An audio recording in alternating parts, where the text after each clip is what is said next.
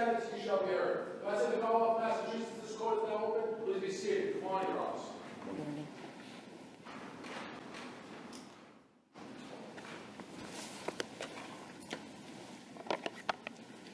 Good morning, everybody, and welcome to the Appeals Court for this sitting on November 6th. You need to know the date. 2024, we're your panel for this morning. We have a long list. We have 7 cases on for this morning. I am John Englander. To my right is Justice Hershfang. To my left is Justice Brennan. You folks probably know this, but a quick primer, 15, boy, I'm doing great. 15 minutes per side, there is no rebuttal. I can assure you that we have read your briefs carefully, and given the limited amount of time, you are well advised to get right to it. And with that, call the first case, which is Commonwealth against, I hope I get this right, ABDUL-ALIM, is that correct? And this is Mr. Krasnu, is that right? I'm sorry, this is Mr. Lynch. Good morning. May it please the Court. The Commonwealth. Yes, this is the Commonwealth appeal. Hence my error. Yes. Thank you, Your Honor. The trial evidence in this case was sufficient to prove beyond a reasonable doubt that the defendant knew that the magazine that he was accused of possessing was capable of holding more than 10 rounds of ammunition. The defendant knew what was inside of the bag which contained the magazine, as indicated by the fact that he directed Stewart to retrieve it. He suggested to her that it contained a firearm. He also told her that the contents were expensive.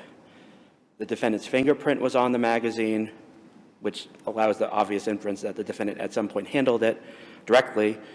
There was also evidence from Stewart suggesting that he had fired this weapon previously, at least when viewed in combination with the fact that there are discharged shell casings found in the bag. And that testimony was it was on the first day of Fired which weapon previously? There are 2 weapons in the bag, right? Sure. So I think that I think it's a permissible inference given that there are multiple discharged shell casings of 7.69, but the particular ammunition of this rifle in the bag. So How do we know that the ammunition matches the rifle? Where's that evidence in the record? I don't think they actually did ballistic testing, so we can't directly say that we don't have ballistics that confirms that. I'm not an expert in guns. I see in the record the evidence of what the cartridges were that were found, right? There was a series of, I think maybe 4 spent cartridges in the bag, and they're identified by a particular number. But I didn't see anything in the briefs that indicated to me that those spent cartridges matched up to the rifle as opposed to the pistol. You're right. Well, okay. But that pistol also was a 25. It was a completely pistol's a 25 caliber, right? Different caliber. Right. And what's the description that's in the record of the cartridges? It's like 7.69 something, right? It's 7.62 by 3.9. Yes. Also, all of these items are actually in evidence, I would point out. You can actually see. Would we be able to, if we looked at and I appreciate the fact that the Commonwealth put the photographs in the briefs, that was helpful. But are we able to, from looking at those photographs, or maybe from looking at the actual physical evidence, would we be able to, in your view, determine that the cartridges would fit in that banana-style magazine? I think you would be able to. In fact, there's a photograph that some of the... As opposed to the pistol? Yes, I think you would be able to tell that. I didn't give a picture of the other ammunition. I believe it's smaller. But Is there a picture of the other ammunition that was in evidence at trial? the actual item itself was in evidence. Okay, but no photo. I didn't, you're right, well, no, and I also didn't have the police make a photograph of the other gun for me because that was not the focus of the motion. But the trial judge had the actual. So the photograph that you have, I'm sorry to interrupt, but the photograph that you have, those don't look like cartridges. Those look like actual bullets. Well, so there's there are the casings that hold the powder and the propellant, and then the bullet is the part that's actually discharged through the front of the gun. And after you shoot the cartridge, the only thing that's left is the shell casing. So Right. Right, we That's don't why maybe I used, as I said, not an expert, but maybe I used the wrong terminology. Those don't look like shell casings. Those look like shells. So On page 12 of my brief, and yes. 13. 13 is probably the best photograph. Sure. So yes, those are shell casings that have not been discharged. You can see that You mean bullets, live rounds? those are live rounds. The bullets are still in the cartridge. Right.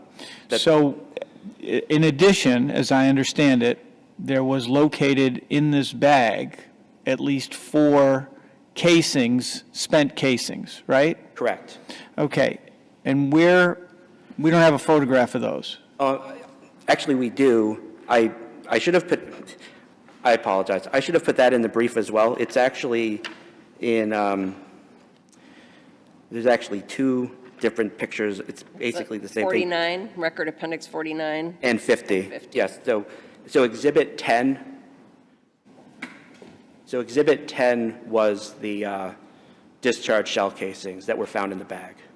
And actually, if you look at RA 50, you can see on the shell casing that's on the bar right, you can actually see the caliber on there.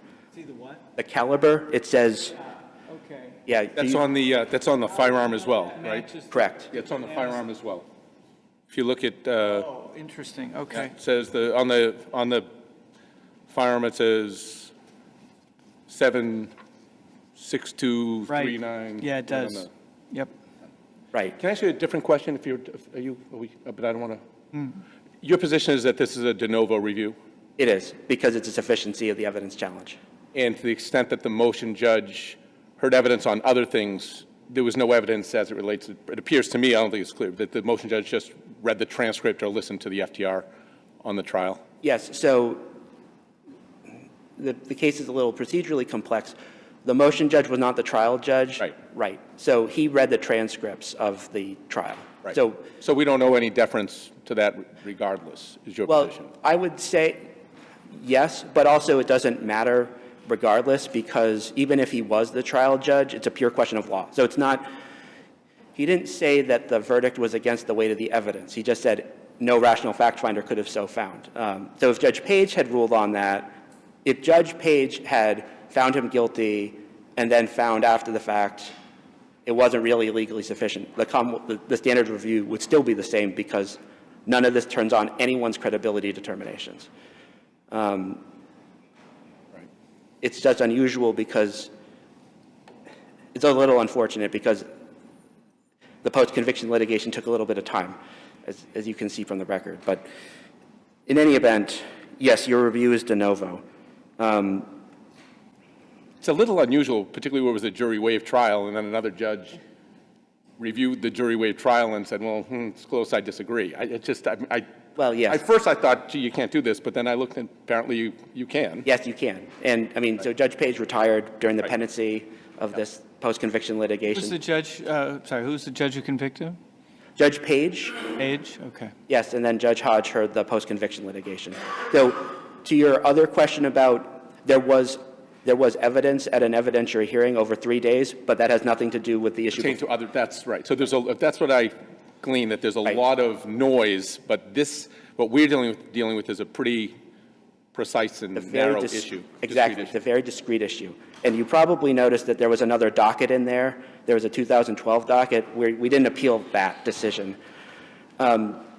There was also a Guardado claim that was raised at some point, which is why. He was convicted of 4 counts, right? That's right. And the first 3 went out on Guardado, went Right. back for retrial on Guardado, I guess, is what would happen, right? Right. Although, I mean, And then the 4th one was tossed completely. That's the one before us. correct. Although I do note, Judge Hodge, the way that his decision reads would suggest that he also ordered a new trial on count 4, and in fairness to the defense, if you find that the evidence is insufficient, then we can't retry him on that. So, but our position is that the evidence was legally sufficient, so the conviction on count 4 should be reinstated. Understood. Yes. That would be double jeopardy. Yes, And I exactly. assume the status of all of that is that it's in abeyance pending the outcome of this appeal. Right. And then there's also a direct appeal that stayed pending the resolution of this. There's a variety of 30B claims that haven't been adjudicated in the 2014 docket, which I think would have to be adjudicated if you find the evidence here is sufficient. There is a motion by the Commonwealth to have the court look at the exhibits. I'm not sure if you, I mean, I think that might help you in assessing the sufficiency Yeah, of the and we evidence. just took that under advisement. Sure. Because we wanted to have argument, and then course. we can make judgments as to what we do and do not need to see. Absolutely. And as I stated in the motion, the police have been informed and they can accommodate the court's desires on that point. So I think my main point, though, is that the magazine is obviously large. So just comparing it to the size of the bullets, I think makes pretty clear that you can fit more than 10 rounds of that ammunition in that magazine. I don't think Cassidy sets a floor on how much evidence is a minimum for sustaining this inference. And the case is different from Resende because in Resende, the magazine was not obviously large. It's already loaded. Magazine was inside the pistol, That's right. and it only held 12 bullets anyway. Well, it's more than 10. I thought the magazine in Resende was 15 rounds, but I might be mistaken on that. I just read it, but I could easily be wrong. Right. It doesn't really matter, but this magazine can hold 34 rounds, as you know from the evidence. So The evidence, I just want to make sure that I'm following your argument. The evidence that shows, first of all, the issue that's before us is the defendant's knowledge of the capacity of the magazine, not the capacity of the magazine itself, right? Correct. So what we have is these 4 spent casings that, according to photographs in the record appendix, you would argue appear to be of the same size and type of bullet that fits in this big banana clip that's unquestionably quite large. The testimony from the common law wife that she heard 4 shots on the 4th of July, but she didn't see which gun it was. So she heard the shots. There happened to be 4 spent casings in the bag, and that his fingerprint is on the magazine, and that he sent the wife to get the bag out of the ceiling. Anything else?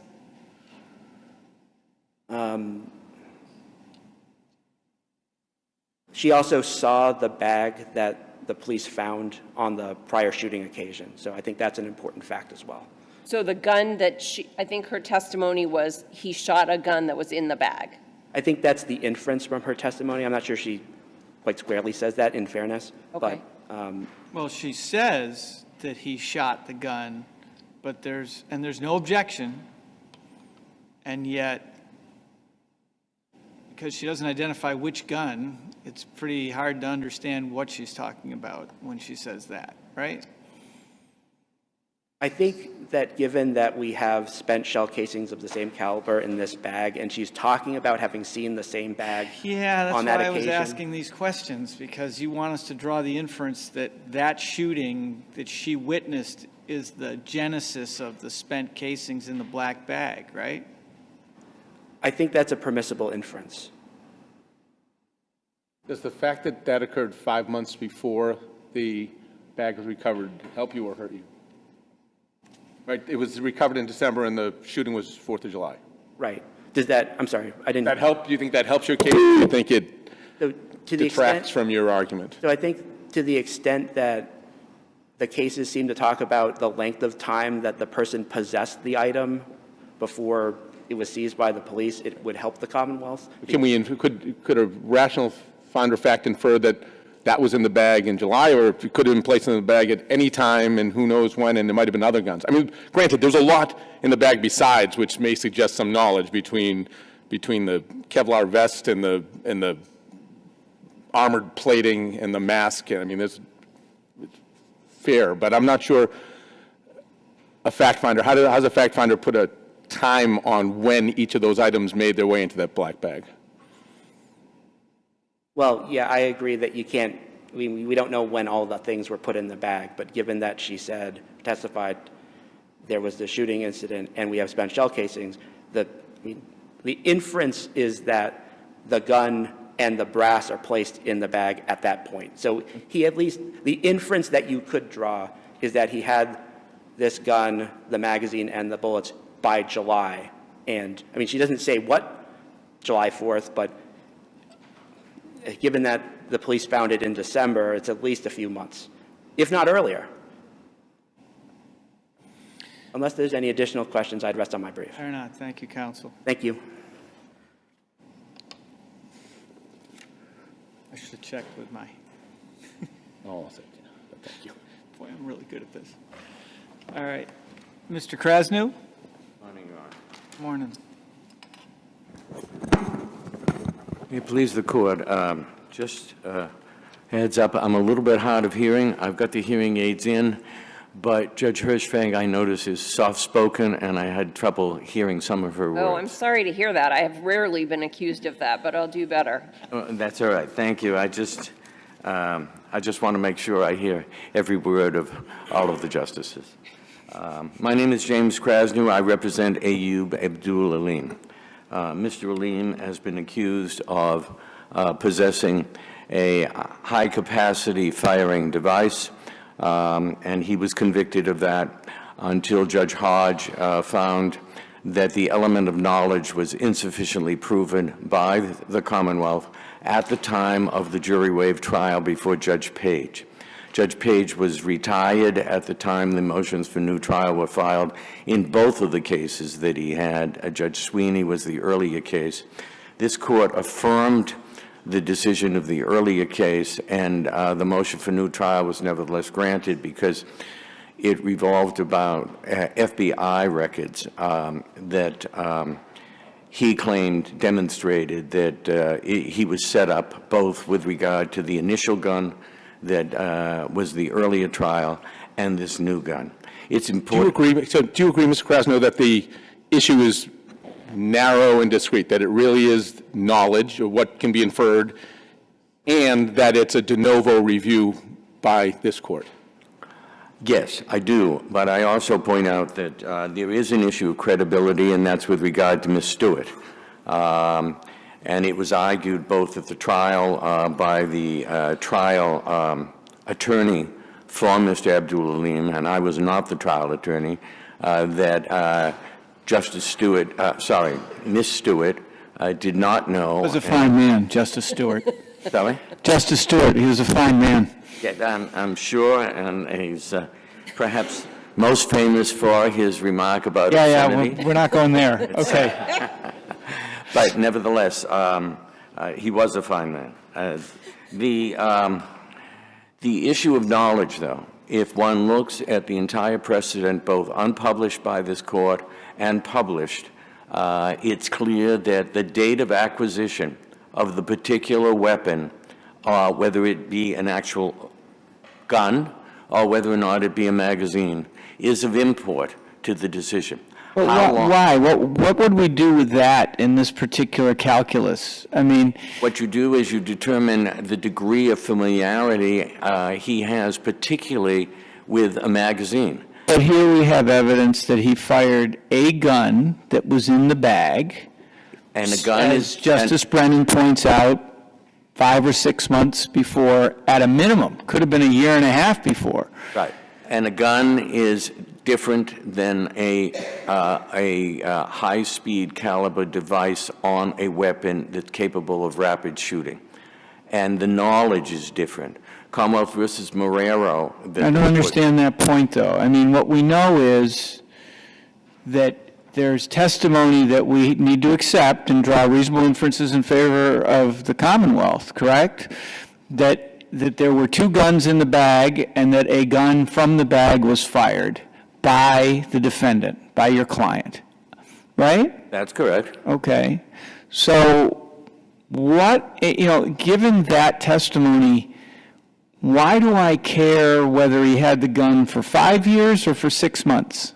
Well, it shows the degree of familiarity with particular regard to the magazine. So, for example, we've got 4 discharged bullets. How does that demonstrate that it was a high caliber?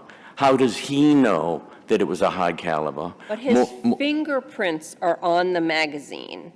A fingerprint is Okay, on the sorry. magazine, which A means he fingerprint. held it at one time. And it's big. Yes. Isn't a question of, does the handle of this handgun accommodate 9 bullets or 11? It's a question of, can we, as de novo reviewers, look at this piece of evidence that was before the jury and conclude that, as Cassidy says, it is obviously large? That doesn't strike me as a challenge. I think the challenge for the Commonwealth is the knowledge piece. Did he know it was in the bag? And did he know that the obviously large part to me, it's obviously large. Look at the thing. It's big. But So the fact that something is large does not necessarily indicate how much ammo it holds. You may have to load it. Now, the Commonwealth submitted a picture showing 2 cartridges loaded in something, but that was not in evidence at the trial. In other words, that picture is to suggest size and things to the court, but that was not mentioned in the trial transcript at all, nor was that emphasized by anyone before Judge Page. And there's no Mr. showing President, that- did Judge Page have the clip and then the array of ammunition?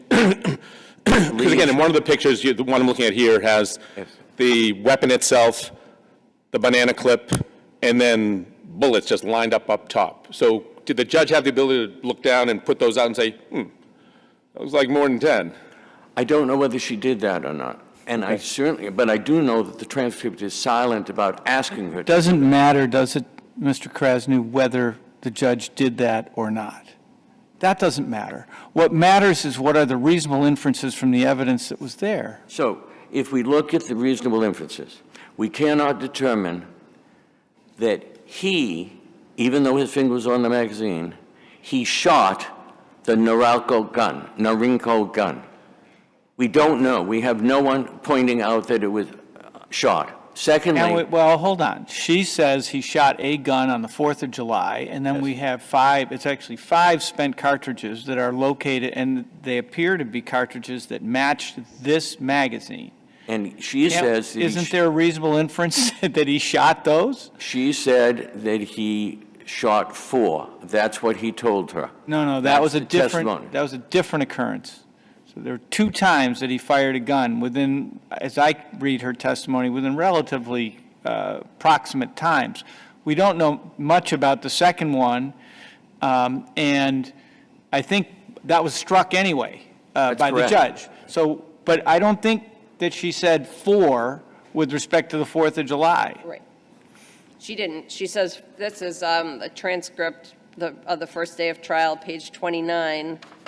4th of July, we went to the roof, and the same bag the police find, I know after when the police find the bag, he do fire from the same gun on the 4th of July, and I don't go up with him, but I'm sure this is the same bag I saw in the 4th of July, and I know the sound of the fire. And then the second time, we heard 4 times shooting. I called 911. That's what's objected to and stricken. Right. And Well, not the whole thing, though.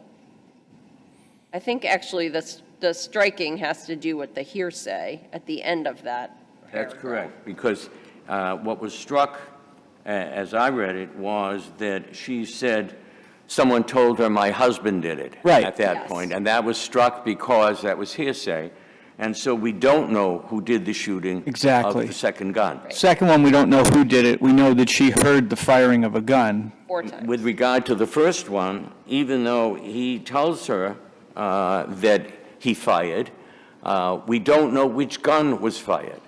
So that you're drawing an inference because there was bullets in the gun, in the bag, without more, and that's not really fair when we don't know, as Judge Brennan pointed out, when each item was put in the bag. We have them all together, and interestingly enough, the magazine is never attached to the Norinco in the bag. They're separate. The magazine is empty. The Norinco is empty. So there's no evidence at all there tying him with a recent shooting of that. But there is evidence that the magazine fits in that gun and operates, right? That was the testimony ballistics that was done There was testimony afterwards. from an expert Right. at the trial who indicated that he used that magazine and discharged projectiles from the Norinco, I always mispronounce it, I'm sorry, the Norinco from the magazine. But there was nothing to show that he did that, he knew that, and he knew that they fit. And So let me ask you, I'm just trying to go through, I'm reading through the array of Rule 23 cases where this falls in that spectrum, but what it seems to me is that there's a permissible, if not a reasonable inference, that your client knew about the bag itself. I think that's a fair inference, because if you believe Ms. Stewart's testimony of the conversation that occurred at the jail, she says, he said there was a bag, that it was heavy, that it was expensive, and that someone should help her carry it from that apartment to another location. So it And would, that he so it would be also- reasonable to infer that he knew about the bag, that he knew it had a large amount of contents. The fact that it was hidden in the ceiling, could we infer from that there's some sense that he knew that there was something that was, if not contraband, if you will? It just seems to me that those are all, when you line those up, and that he has a familiarity with guns generally, if not this specific gun, given the contents of the bag and the fact that he's at least fired guns twice. And then you have his fingerprint on the magazine, and the magazine is massive. And it seems to me when I line those up against the other, not that those are controlling, but at least persuasive, the other Rule 23 affirms on it. We know he fired one gun once. Okay. We have testimony about another gun that was fired, but there's no showing that he did the firing of that, okay? Right. Okay, yep. That was struck. Yeah. The second aspect is that this is a vacant apartment since roughly a full year before the police come and get the bag. We have no knowledge as to who put what in the bag, when it was put in there over that year. This is a vacant apartment. But, we don't suspend our common sense when we do this kind of analysis. He told her to go and get the bag. And that means that- Why isn't the reasonable inference from that he knew exactly what was in the bag? In fact, he indicated to her, or at least she thought, that he indicated it was guns. Well, but what we don't know even, as a real matter, since we don't know the date of acquisition, is whether or not somebody showed him a magazine once, told him that it was in the bag, that somebody else actually loaded the bag and told him that it was there. All those things are possible, but we're on review of a conviction of your client for whether Yes, there's but sufficient we're on it in evidence. terms of what is legitimate inferences from what is impermissible inferences. Agree with that. Okay. And we always start out with, because if you look at all the 23A cases, they start out with the date of acquisition and the manner of acquisition. We have no evidence in this case at all as to those, and the reason they're fundamental is because all the other permissible inferences flow from that. How long did he have the gun in his possession? Was it like Cassidy, where he was hunting with guns when he was an 8-year-old? Was it like Cassidy, where he brought those guns with him to a dormitory room and never registered them? Was it like Cassidy because he knew and he stated that you don't want to put too much pressure on a portion of the gun, so you do something else with regard to the magazine to lighten the load? Can I ask Mr. Krasner on that issue? Is it your position that if we're looking at the floor of what is sufficient evidence, that the date and manner of acquisition are required or just among a series of factors? Oh, I think they may be among a series of factors, but I think in reality, the reason this court, in all of the cases that I've read, start off and always note that, is that so much flows from that, and that's missing in this case. But I think, I mean, to follow up on Judge Brennan's question, aren't the date and isn't that just another way of saying familiarity? In other words, let's assume, I know this isn't the case, but let's assume the evidence in this case was that your client had actually purchased the clip the day before, but he had sat down with the guy he bought it from, they had loaded the bullets in together, they had looked at it, they had test fired it. Surely you wouldn't be arguing that it was because it was only the prior day, that wasn't enough. No, but you do have a case there where someone said, I got the gun from a friend. It showed not how long ago he got the gun from him. And in that court, the court found that significant to show the lack of familiarity. So again, I go back to the fact timing counts, and timing is everything. And here, we don't know what happened to that bag from the time allegedly a gun was shot and put in it, which would have been July, up till the time the police went to get that bag.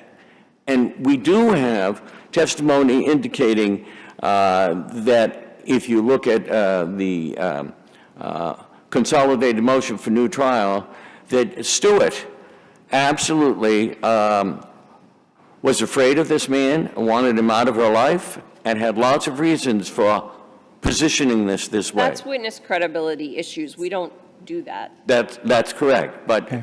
I think we have your argument. Sorry? Your red light is on. I think we have your argument, sir. Thank you. Thank you both. Case is submitted.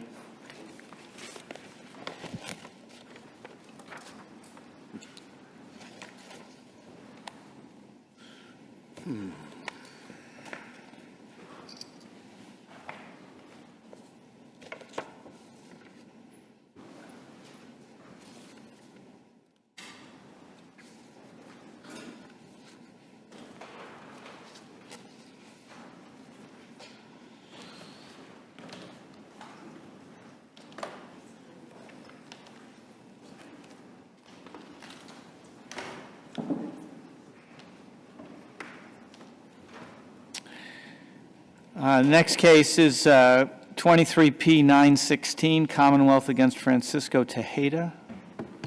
Mr. DeMissi?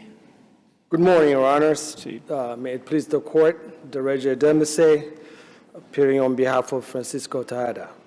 We're arguing before Your Honors today that Mr. Tejada received ineffective assistance of counsel when his attorney failed to file a motion to sever the charges and also advise Mr. Tejada of his rights to seek severance. We argue that the joinder of the three separate cases involving 13 counts and 3 alleged victims with dates of incidents spanning from 2002 to 2016, the failure to file a motion to sever. The incidents span from 2002 to 2016? That's not my memory. So count 7 and 8 for DOE number 1. We have count 1 through 5, 7 to 8, and count 11. And the dates for those for count 7 and 8 is between January 1st, 2002 and January 31st, 2011. Specific dates were not specified, but during that time, the allegation is that those incidents took place during that time. For count 1 through 5, the dates that I have are October 22nd, 2008 through February 1st, 2012. My memory is the girls are roughly the same age, and they were assaulted. Two of them are almost exactly the same age, right? I think it's 1 and 3. So the ages are similar. The dates of incidents are not the same. They can't possibly range across 14 years because when they were assaulted, they were less than 14 years old, and they're roughly the same age. I'm struggling with, because it does matter, the proximity and time matters, but I thought I had looked at this and... So the testimony is that since I was this age, this happened, and I'm going Age back. 7, starts at age 7? Do I have the, maybe I got my facts wrong. I believe.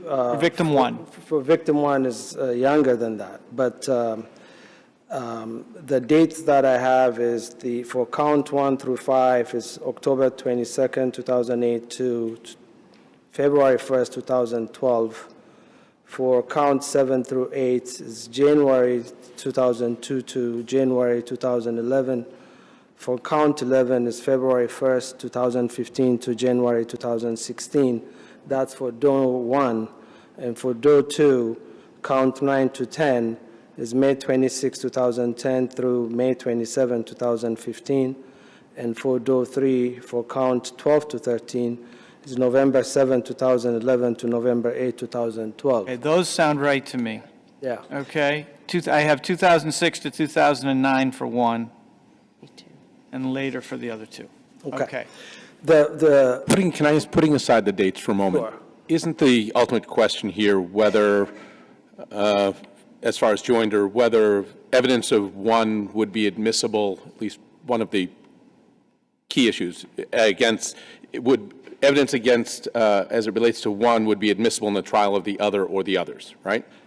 So that is one of the factors Okay. courts would consider in determining whether there was a common scheme or plan. Right. However, it's not a dispositive factor. No. And The judge here found that there was a common scheme. So I disagree with that assessment, but I will argue.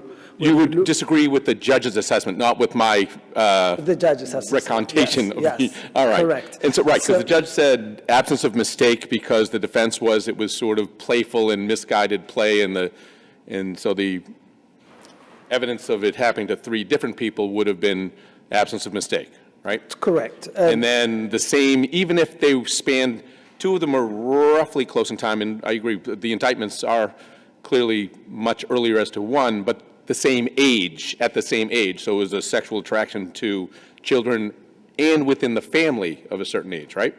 Correct. They're children of same age, but the incidents varied at when this happened. It's And not we're looking clear. to see whether the judge abused, whether this was an abuse of discretion. Fair? Correct. So your position is that the judge did not have the discretion to look at these and say, here's some overlap here, here's some overlap there, here are some evidentiary bases for putting this in? Can I just get us oriented? I'm sorry. think Can I just get us oriented for a moment? No. We're not asking the question of whether it was an abuse of discretion, because that's no not one at it. any time raised the question to this judge as to whether these cases should be tried together, So- right? We're asking the question whether it was ineffective assistance of counsel not to object So. and move. Correct. And I was going to say, the question before the court was not whether there was an abuse of discretion. The I get you. standard is abuse of discretion if the motion was filed and litigated, but motion was not filed. What I'm arguing is there was ineffective assistance of counsel not litigating it, and So that was my next the question. analysis So no, is- hang on. That was my next question. So presuming that it was within the judge's discretion to do so, then, and that you have an experienced trial lawyer who's sitting there and looking at this and saying, what do I do with this? Do I fold it into my strategy, which is, again, to point out that this is just, whatever it was, play, or to point out inconsistencies between these two, or do I object here? That's, I guess, what I'm saying. That's why I kind of was starting down that road, is So- trying to figure out whether this is a reasonable strategy, given the full context of it. So the strategy cannot be manifestly unreasonable, and I would argue that not seeking severance when you have three separate victims, various dates, the acts are not the same as to each, and I'm addressing the issue that was raised, whether or not some evidence may be admissible. When you look at what would be admissible from one trial to another, not everything would be admissible. There may be some limited evidence may be admissible, but when you have three cases joined, it was a devastating situation for a defendant to overcome when you have three minor witnesses, victims, their first complaint witnesses coming in and piling on, and you have 13 different charges. When you have one If it was so devastating, counsel, then I'm surprised that this defense counsel would not have made the objection. And he did object when they made the effort to bring in a fourth set of charges late in the day. And we don't have an affidavit from counsel. And isn't that the most significant fact that, with respect to your motion? That there's So- nothing that explains why counsel did what he did, or in this case, didn't do what you say he should have. So there were numerous, there is an affidavit as to the effort to obtain an affidavit from him, and he did not participate or offer any explanation. The question is going to be whether his failure to file a motion to sever was a tactical decision. If it was a Do we tactical have a copy of decision- the affidavit that you prepared for him and sent to him and that he rejected? Is that in the record? I don't believe so, Your Honor. Okay. We asked if... We have an affidavit from counsel explaining what counsel did to try to get an affidavit from counsel. Correct. Right? Correct.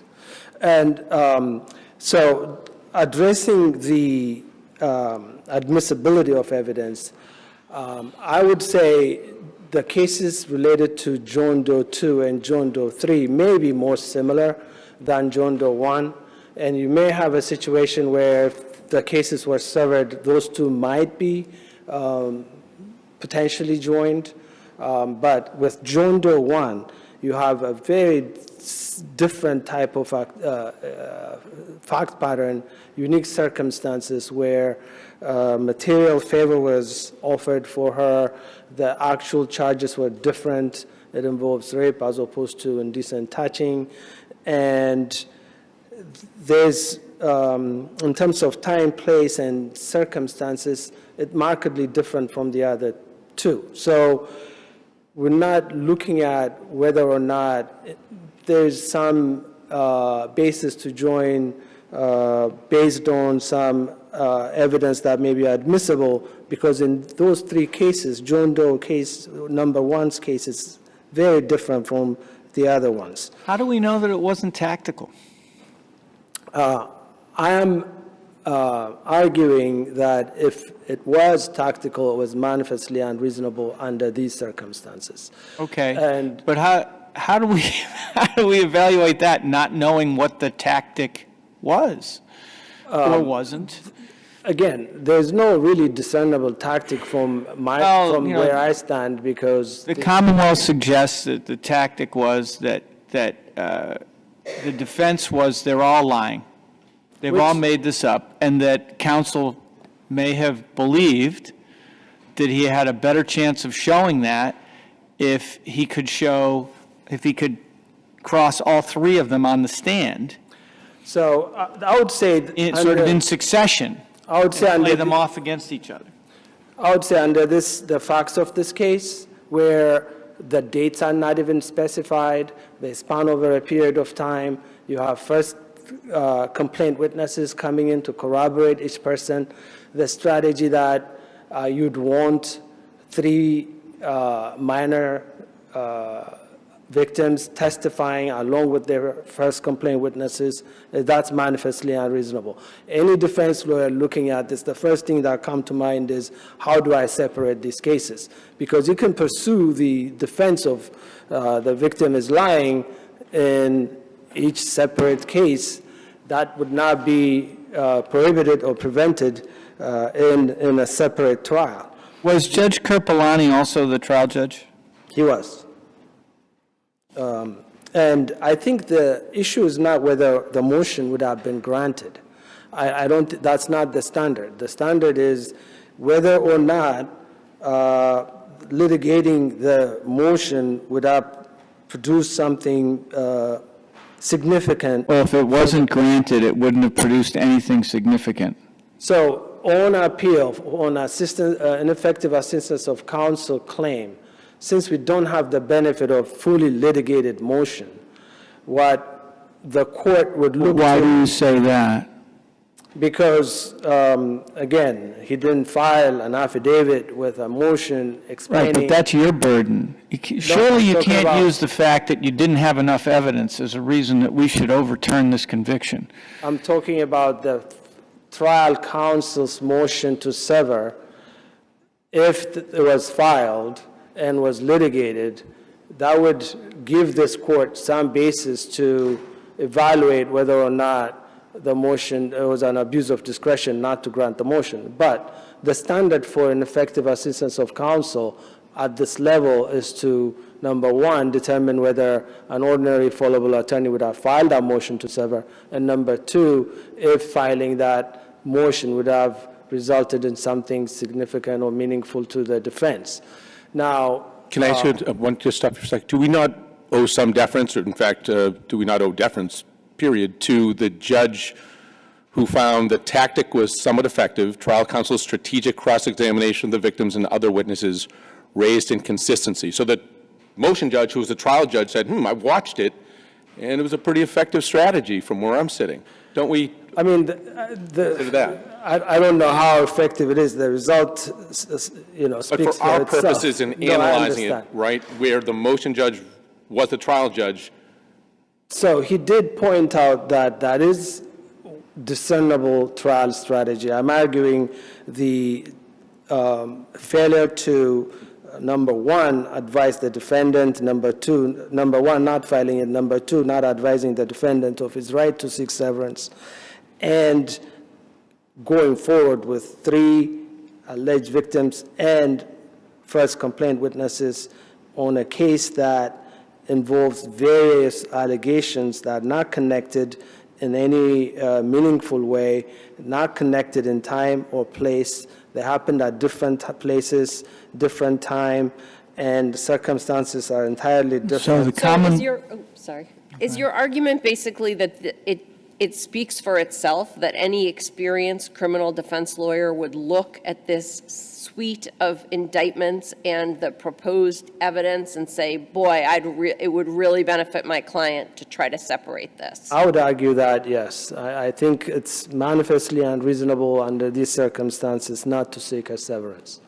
And the defendant has suffered prejudice because he had to contend with a spillage of evidence that would not have been admissible had the cases been severed. Thank you. Thank you, counsel.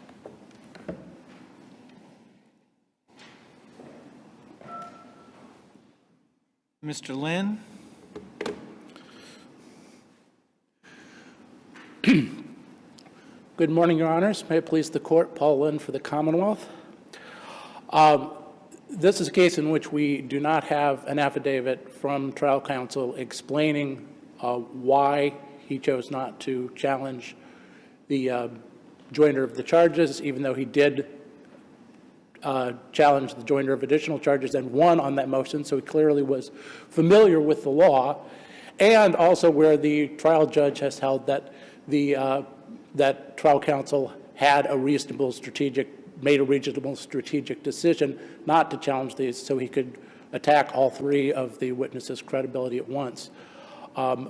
That is a reasonable strategic decision, and if that's... Is it? So If victim one's case goes forward, do victim 2 and 3, does their evidence come in? Yes, Your Honor, because Why? How is that similar at all? Victim 1 is rape. Victim 2 is touching over the clothes. as held in Commonwealth versus Bradshaw and Commonwealth versus King, King, the trial judge cited in his ruling. Excuse me.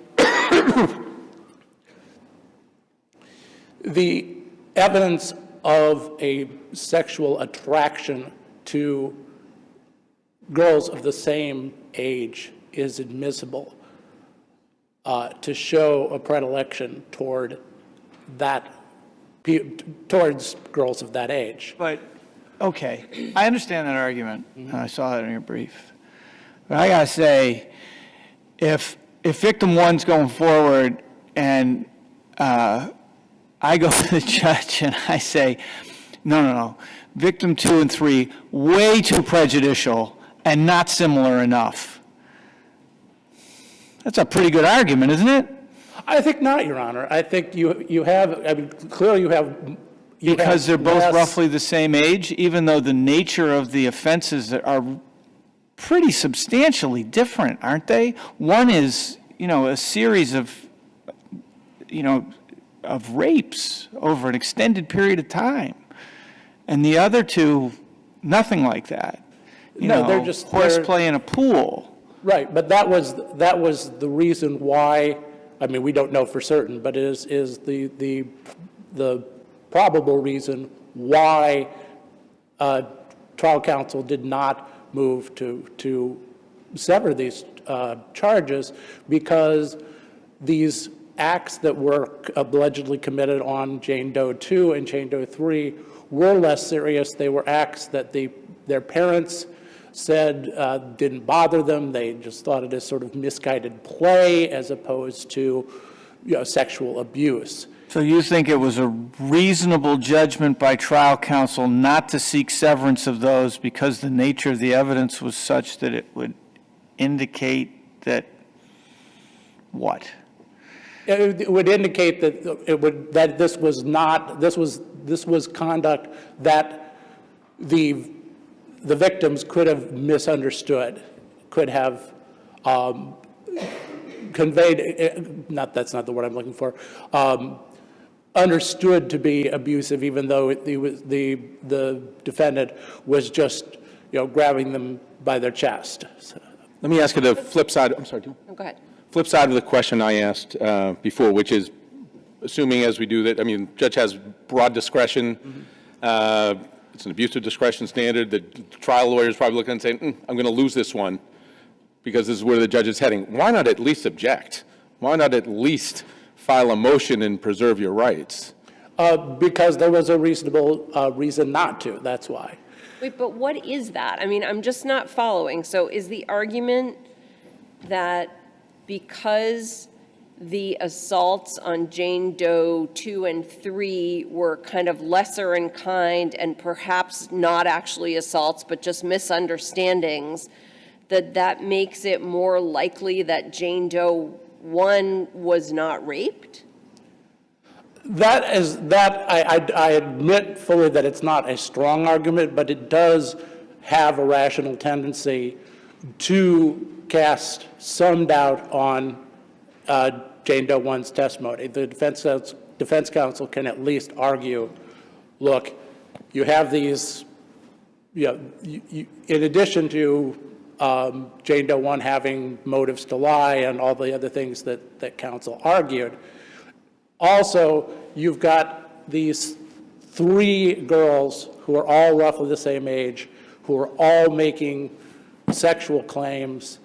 And like little girls are confused, and the first one was probably confused about having been raped? I think that's the argument that he made. That, well, I don't think he said he was confused so much as that Jane Doe 1 was lying, but I think it is reasonable for the judge, for trial counsel to argue, look, they're all just making this up. Is it also, are you arguing? I want to take you back to King for a second, because the trial judge, who is then at this point the motion judge, relied on a phrase in King that is not directly applicable to this case. So he relied on the statement that when a defendant is charged with any form of illicit sexual intercourse, evidence of the commission of similar crimes by the same parties, plural, though committed in another place, is competent, blah, blah, blah.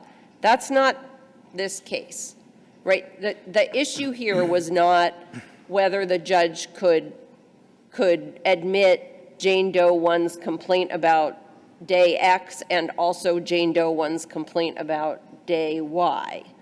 So is there a better case than King for the proposition that the cases involving these other girls were properly admissible? I think Bradshaw, although that was involved boys, not girls, but still, that's a case in which the this court, in fact, ruled that evidence that the defendant was attracted to adolescent boys was admissible as evidence that he had, in fact, molested these adolescent boys in the case. Where do we find the strategy that it, I'm sorry, go, it's okay, that it was, that somehow the argument was that the family perceived some slight, so they basically gathered all the kids up together to put it to him there? Is that somewhere, is that, I know I read that somewhere. I think that's part of what trial counsel argued. Was that what I'm saying? Was that in the, is in the argument? I'm just trying to remember where that, was it closing or was it part of the, okay. I don't remember exactly where that came from. But that's part of what you're saying would be a valid strategy, is to say. Correct, Your Honor. Okay. Sorry. Yeah, that's all right. Go ahead, Mr. Lynn. No, if there are no further questions, the Commonwealth will otherwise rest on its brief. Well, I was chasing an idea that you had brought to the fore, but I'm not sure I'm going to be able to recapture it. I guess that the argument is that the similarity in ages is sort of an MO. It's a modus operandi. Correct. Kind of, and that's the relevance of it. And therefore, it would be within the judge's discretion to try these cases together despite the significant differences in the alleged offenses. Correct. That is the Commonwealth's position. And then for 2 and 3, it would be absence of mistake as well, right? 2 and 3 wanting to put in 1 goes to absence of mistake, but I don't think the other way around. Okay. Anything further? Okay. I think we have it. Thank you very much to both of you. Thank you, Your Honor.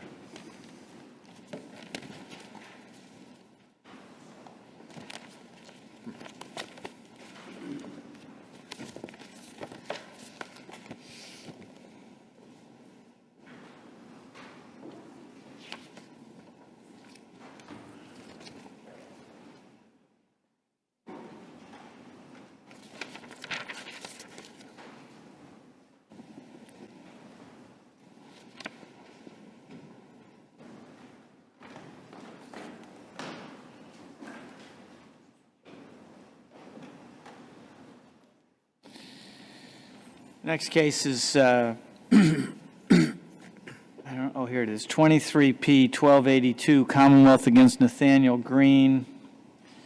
And this is ADA Martinelli, is that right? Yes, Your Honor.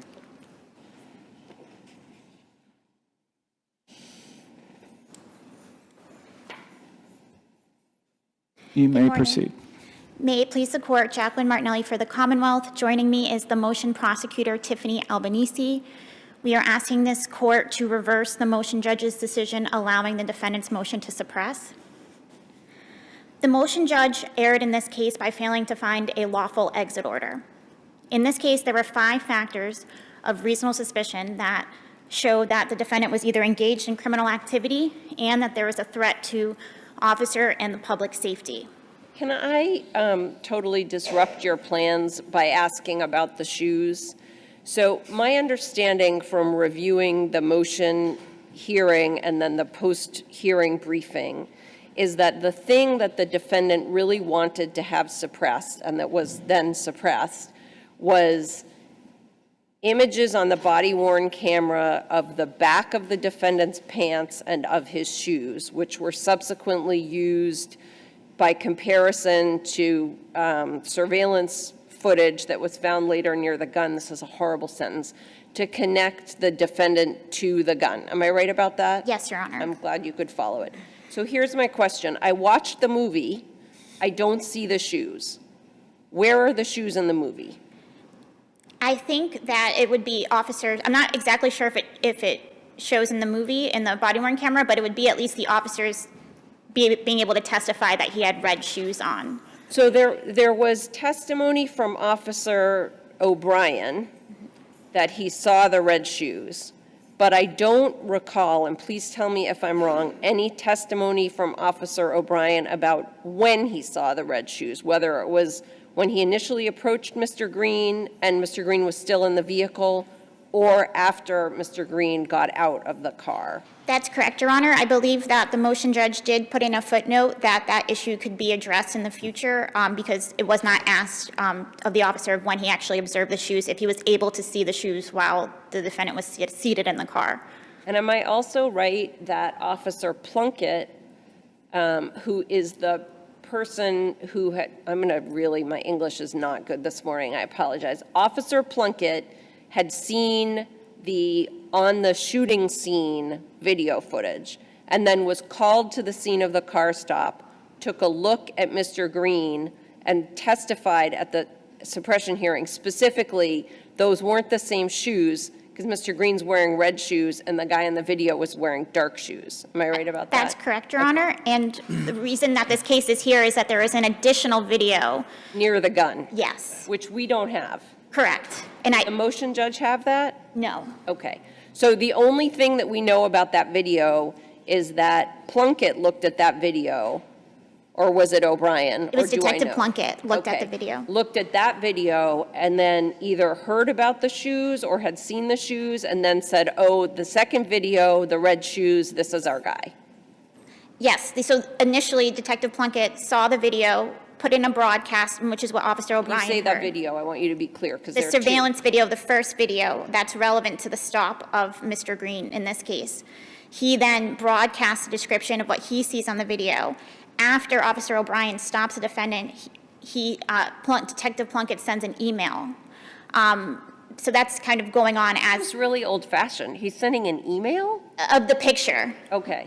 But that's after, the picture comes to O'Brien after he's already stopped Mr. Greene. Correct. All right. So the five factors of reasonable suspicion that the Commonwealth would state is present here are: first is that the defendant was stopped within 7 minutes and within a quarter mile of two recent shootings. That the defendant was observed at 1:30 in the morning, bolting down at 40 to 50 miles per hour a residential street. When he reaches the end, the dead end of the street reverses backwards outside of the street. Third is the gravity of this crime, that not only was a person shot, receiving life-saving treatment by officers. Reasonable suspicion is different depending on the gravity of the crime? Correct, Your Honor. It has been shown that it can be a factor in the It's calculus. Reasonable suspicion along how would I do that? I mean, I've seen this and I understand the argument, but I don't have any idea how I would say, well, this is reasonable suspicion in a case of a shooting, and this is reasonable suspicion in a case of traffic stop, and they're different? No, they've got to be the same. Well, I think the argument, and I believe it's Commonwealth v. Ducey, which is an appeals court case that talks about this, is that because it's an imminent threat to the safety of individuals, especially in this case where not only one person was shot, but a second shooting occurred within minutes where 15 rounds were shot while this... I grant you everything you just said. I don't believe that the words reasonable suspicion mean something different in different criminal cases. I don't even know how I would go about doing that. So we may have said it, but this judge is never going to say that. Anyway, moving on. Thank you, Your Honor. So the fourth reason, reasonable suspicion, is not the partially matched description. Okay, there you go. That's how I was going to jump on that one. So I'm looking at the transcript. Yes. And the judge actually made the finding that the officer saw the dark-colored bubble jacket when he went up to the car. Correct. And presumably, we need to accept that unless we find it's clearly erroneous. Correct. When I watch the video, it doesn't look like the light shining in the back seat. Do you think that we can independently say, doesn't look it, or in this context, do you think we're required to just accept the judge's finding that the bubble jacket and the gray jeans with the stonewash were visible right when he got up to the side of the car before he did the exit order? Well, I think it is documentary evidence, so obviously you can review, but you would have to find that it was clearly erroneous based on the testimony of Officer O'Brien in the video. I don't want to misspeak, but I do recall that I think there is at one point Officer O'Brien does turn to the right, past the driver back window. Okay. So I believe that's Before the exit order? correct. Okay. So that leads to my next question. You're not really going to have much chance to talk. At what point are you contending we should analyze reasonable suspicion? So I think what's very important to note here is that this was not a routine traffic stop. While it could have started as a routine traffic stop or not. That's my question. So at what point does it become not a routine traffic stop? So it's a Commonwealth's position that this was a reasonable suspicion stop, but understanding beginning. From the beginning. But understanding that there was a lawful basis for the stop, the defendant was speeding. It's important that's why we think it's important to note that the motion judge did not look at the totality of all of the different factors in this case. That it's maybe some of the factors would be in isolation not as relevant, but when you look at it as a whole, what's really unfolding here is that someone was shot multiple times and there's a second shooting and there's a car fleeing from the scene driving erratic. Let me ask hold about, on a I'm sec, sorry, though, Justice, because yep. no, I'm not done with her. No, go ahead. You say There there was will a be car plenty of fleeing from the scene. The shooter had been reported as being on foot. Am I right about Correct, that? Your Honor. And there was I couldn't find, but I'm not good at looking, any evidence in the record about whether there were other people around at the time. Is there any evidence that there were or were not? So I believe Detective Plunkett testified that it was a chaotic scene at the actual Dublin house and that there were some foot traffic in and out.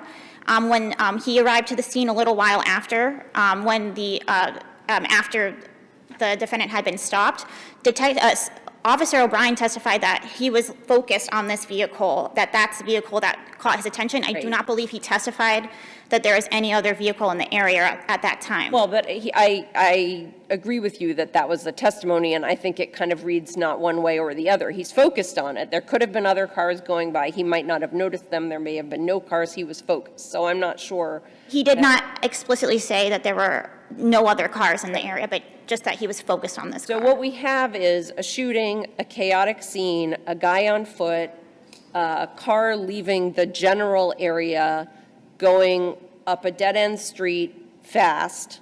I think the judge said 40 to 50. I'm not so sure about that, but fast. Probably he could have taken judicial notice of the fact that it's like 25 is probably the speed limit there, right? And then the car is stopped 7 minutes after the shooting. So let's say it was going up the street like 6 minutes or so, right? It's less than a minute from then to when it stopped. Is that enough, in your view, to constitute reasonable suspicion to stop a car? Yes, and I think it's important, and I think what the motion judge did err in here when he discounted the proximity and temporal factor because it was the broadcast came in for someone on foot. But it's not unreasonable for someone on foot at 1:30 in the morning to then get into a motor vehicle and flee. And I also think it's important to note how close we are to the scene. Can I ask you, Yes, you all yeah. set with that answer? No. Okay. So for the sake of argument, let's just say someone pops off a couple shots and then someone else or the same person pops 15 shots at a club. It wouldn't be terribly unusual for everyone in the club to be flying out the doors and hopping in their cars and peeling out of the scene, right? Whether they're victims, witnesses, just scared people in the area, okay? Yes, Your Honor. You're not suggesting that it's reasonable for the police to basically have a roadblock and stop everybody walking or running away and every car driving away, right? Correct, Your Honor. I'm not suggesting that. Why are you not suggesting that? Well, I think it comes, again, to the I mean, that's not what totality. happened here. That's It's not what not. happened here, but wow. Somebody fires off 14 rounds, I'm going to put a roadblock up, and I'm going to talk to everybody who's fleeing. Well, I think unfortunately it was such a chaotic scene, and that when the officers were providing the tourniquet to the victim, another round of fire came off. So I think that Officer O'Brien did come to the scene within minutes, and this was the first car that caught his attention. He did stop, but regardless, it doesn't matter because we still have a lawful stop, and it really does turn on the... Can we stop for a moment? Twice in your opponent's brief, they say that there are a number of people observed leaving the scene. This is along the lines of what Justice Brennan was asking. I could not find that. Is that accurate, and where is it in the evidence? I think that my brother was referring to Detective Plunkett's testimony when he was at the scene after the defendant was stopped, and on an officer's body-worn camera, you can see people leaving and exiting the Dublin house itself. After the defendant was stopped. I believe it's after, because he was stopped within 7 minutes, and I believe Detective Plunkett was calling out the broadcast from his desk and then left. So, but I'm not... Why we would be able to determine that from looking at Officer Plunkett's testimony, because that's the only place where we would find a basis for that. Is Correct, that Your right? Honor. That is the only place. Okay. Was there any, so I read the testimony as carefully as I could of the officer who did, I think it's Officer O'Brien who did Yes. the stop. And he says something along the lines of, this was the car I noticed because it was the only one that was driving in a particular way, or words to that effect. Do we have any evidence anyplace else about how many cars there were in the neighborhood at 1:30 in the morning that day? No, I believe he's asked the question, and he says he was laser focused on this car because of the manner in which it was driving.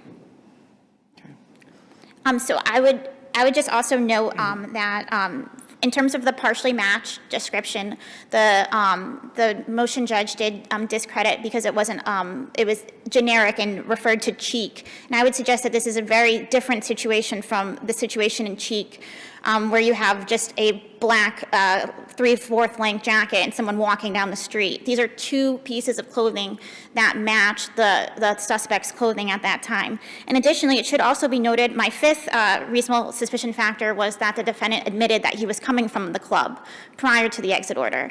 And that's on the body-worn camera where Officer O'Brien says, "Are you coming from the club?" He goes, and the defendant says, "Yes." And that's exactly where a club or bar establishment is where the shooting took place to, again, add to the reasonable suspicion calculus for an exit order. Okay. Oops, sorry. Obviously, the defendant goes on to say it was a different club, but we are looking at the moment in time and the officer's understanding or a reasonable understanding of the defendant's answer yes to the question. Again, my English. Did that make sense? Yes, Your Honor, correct. I believe the defendant and Officer O'Brien have that conversation well after the pat frisk. And I would just also note, in terms of, so this was an escalation of reasonable suspicion based on the clothing description as well. And then there was reasonable suspicion to believe that the defendant was armed and dangerous to warrant a pat frisk in this case. Just having... Do we care about the Yeah, I pat don't frisk? think we care about Well, that. We care about the shoes. we care about the back of the pants. There is a white tag on the back of the pants, which is important to the Commonwealth, those images, and I believe they aren't seen until the defendant is pat frisked. So I would just note that I think it's due see again the appeals court case that if there's reasonable suspicion for an exit order that the defendant is involved in a shooting, there is reasonable suspicion that he's armed and dangerous. Just someone that's willing and able to fire a gun is perceived to be armed and dangerous. So can I stop you because I need to give you the opportunity to talk about this. I'm going to ask your opponent about it as well. But my recollection is there's a case about people responding to a shooting, officers responding to a shooting, and they stop someone who's riding a bicycle very quickly away from the shooting, and it's held that they don't have reasonable suspicion to do that stop. I did not see that case emphasized in either brief. You're familiar with the case? I'm not sure if I know the exact case, Your Honor. I don't believe I have it with me today, but I can definitely take a look and write a letter after. But I would note there is a case that's Commonwealth v. DePina, where there's a broadcast for a suspect fleeing the scene on foot, and then he is later stopped on a scooter, and the court did find that it was reasonable suspicion to stop based on the close proximity. Okay, well, I'm not asking you to submit anything additional. I'm really wondering if I'm remembering a case that didn't exist, but that would be unusual. So, For me. well, I wouldn't have the facts, though, you know what I mean? Anyway, it's not on the tip of your tongue, so I'll ask your opponent about it. We've gone over. Is there anything you haven't had an opportunity to tell us since, and I'll give your opponent extra time if appropriate as well. And no, Your Honor, I would just point, I believe that Commonwealth v. Ducey, that appeals court case is very much on point, as well as Commonwealth v. Henley in terms of the totality of the circumstance calculus here. But if there are no further questions, I would rest on my brief. Thank you. Thank you. Thank you.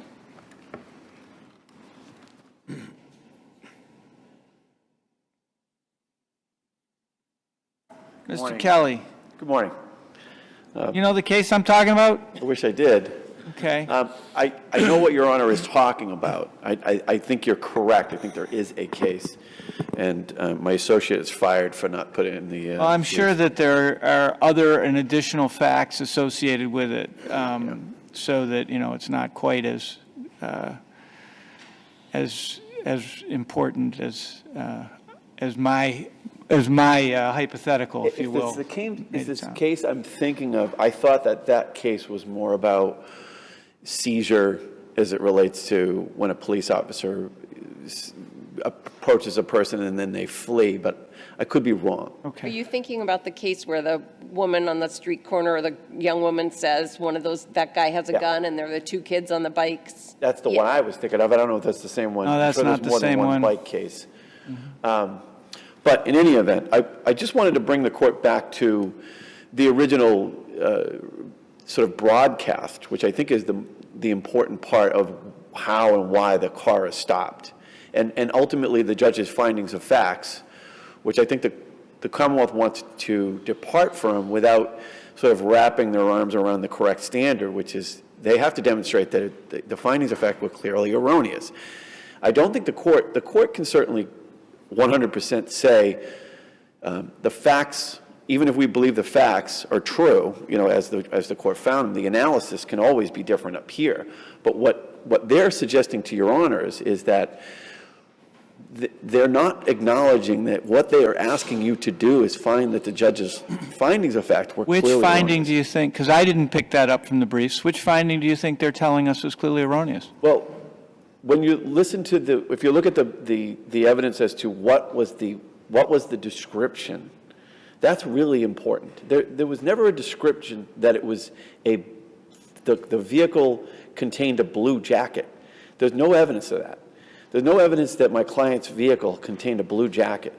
There was obviously no evidence that there was even a. Can you say it again? There was no evidence that your client's vehicle contained a blue jacket? Yes. That's in the movie, I thought that was. It's right, and I thought the officer testified to that. Dark jacket was what the court had found. Dark jacket. Well, I just read the testimony. He says that the evidence from the officer is, as I was approaching the vehicle, I saw a dark jacket in the back seat. That's correct. I think that's the evidence, right? That's correct. But the bolo was a blue jacket. And so maybe I'm parsing about something that seems little, but if we're... Speaking of parsing. Yes. Their argument seems to be that the judge parsed. That said, okay, we're not looking at, that they're saying this is supposed to be totality, and the judge is saying, well, looking at this in isolation, looking at this in isolation, looking at this in isolation, not enough. And that's the wrong, legally wrong approach. I think the court below has the right, I would suggest, to assign a value to those things that he believes are important, right? So he's the one listening to the evidence. He's the one listening to Officer O'Brien. He's the one determining the credibility. He's the one, I would suggest to the court, he's the one assigning whatever weight he wants to give to those particular facts, as the court points out. So as I... You saying we have to defer to the weight that he gives? Yes. I think that's not consistent with the law as I understand it. We have to defer to his fact-finding, which is why you brought me up short at the beginning when I said, well, what facts do you think we're not giving deference to? But the constitutional analysis across those facts is de novo. The constitutional analysis as to whether the Fourth Amendment has been violated is de novo. Right. Okay. I agree with that. But there's a mixed question of law and fact here, right? There's what I would suggest to the court was what I believe the judge was doing below was saying, well, yeah, it's close, and I'll grant you it's close. In other words, in temporal proximity to the shooting. But I'm not going to assign a lot of value to that, because when the video is played, I think you can all see this. He drives up this road, which is not far from the shooting. We acknowledge that the Dublin house is right around the corner, which when I was doing the cross-examination, my main question was, well, how did he get to 60 miles an hour? It's like right there. But fine, I'm not asking you to undo that particular fact. The vehicle stopped, but he's cooperative, right? He's cooperative. He doesn't make any gestures. He doesn't reach in any way. He's got his license. It's ready to go. He's cooperative with the police department. He's not argumentative until he's brought out of the vehicle. He's not. Hold that thought. Do you think he's not argumentative? I agree he's cooperative, his license registration, but when he says you're violating my rights, and he may well be correct, but you're violating my rights, you're violating my rights, you're violating my rights. I mean, that's not, I would say, what can I do for you? Yes, sir, no, sir. Okay. Not that he's obligated to say those things. As they point out, he doesn't get out of the vehicle. He doesn't, but he's been given a direct order by an officer of the law 3 times before he does it. He argues with them.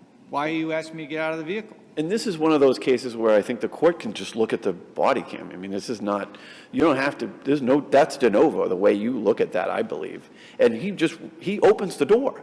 I don't think I agree in terms of the facts, Judge, but I think it's pretty quick in terms of, he is sort of asking why, but it's pretty fast that the officer then opens the significance I would attach to that is that it was perfectly fine for them to pat frisk him, but that doesn't get to the question you really want us to look at, which was did they know enough to exit order him? Yes. Before that, right? Right. So he doesn't do any of that till he gets the exit order. He doesn't start coming back at them until they say step out of the vehicle. That's right. And to me, the question is whether or not what they know when he opens that door, is that enough? Right. And your first question, I think, is correct, which is reasonable suspicion different based on the allegation? And I don't think it is. I'm sorry, Your Honor. That's all right. So I want to focus on that, though, on what they knew, on what Officer O'Brien knew when and I know there's collective, but whatever, I think we only care about him at this point, when he ordered your client out of the car. So he knew there had been a shooting, that it was very close, that this car had gone fast up and down a one-way street, and then Officer O'Brien testified as soon as he approached the car, so before he issued the exit order, he saw the blotchy stonewashed jeans and the dark-colored bubble jacket in the back seat. Mm-hmm. Is that, I trust you're going to say that's not reasonable suspicion. Why not? There's nothing that, if there were more facts that connected this car to the it's what the judge... Why the car, though? It's the guy, right? We're not talking about suppressing a search of the car. Nothing was found in the car. Well, because the inference would be that if you had information that there was a vehicle with a person in it running from the scene, then I think that would sort of heighten the analysis. It would heighten it, but do you need it? Is it not enough without it? I mean, as one of my brothers said recently, like, not so weird for someone trying to get out of this situation to hop in a car and flee, even whether they're the perpetrator or a victim or an innocent bystander? Right, but if it's an innocent bystander, why would they be stopped by the police? I mean, for every fact... Because the police don't know. Right, in the moment they pull him over, they don't yet know what he's wearing. But as soon as they walk up to the door, O'Brien sees what he's wearing. Why is that not enough? Because, well, now we're just, okay, so the stop is fine, right? Because there's a traffic stop. Right. But you're asking me whether that's reasonable suspicion at the time that they stop the motor vehicle, right? No, I'm asking you a different question, so I'm doing a bad job. So let's assume, and I know this is not the Commonwealth's argument, let's assume that the stop is a traffic stop because he's just gone whipping up and down the street. And then, the cop doesn't know what he's got there, right? He knows he's got a car that just violated traffic laws. And he walks up and he sees Mr. Greene, and he sees that Mr. Greene has these jeans on and has this dark-colored bubble jacket in the back seat.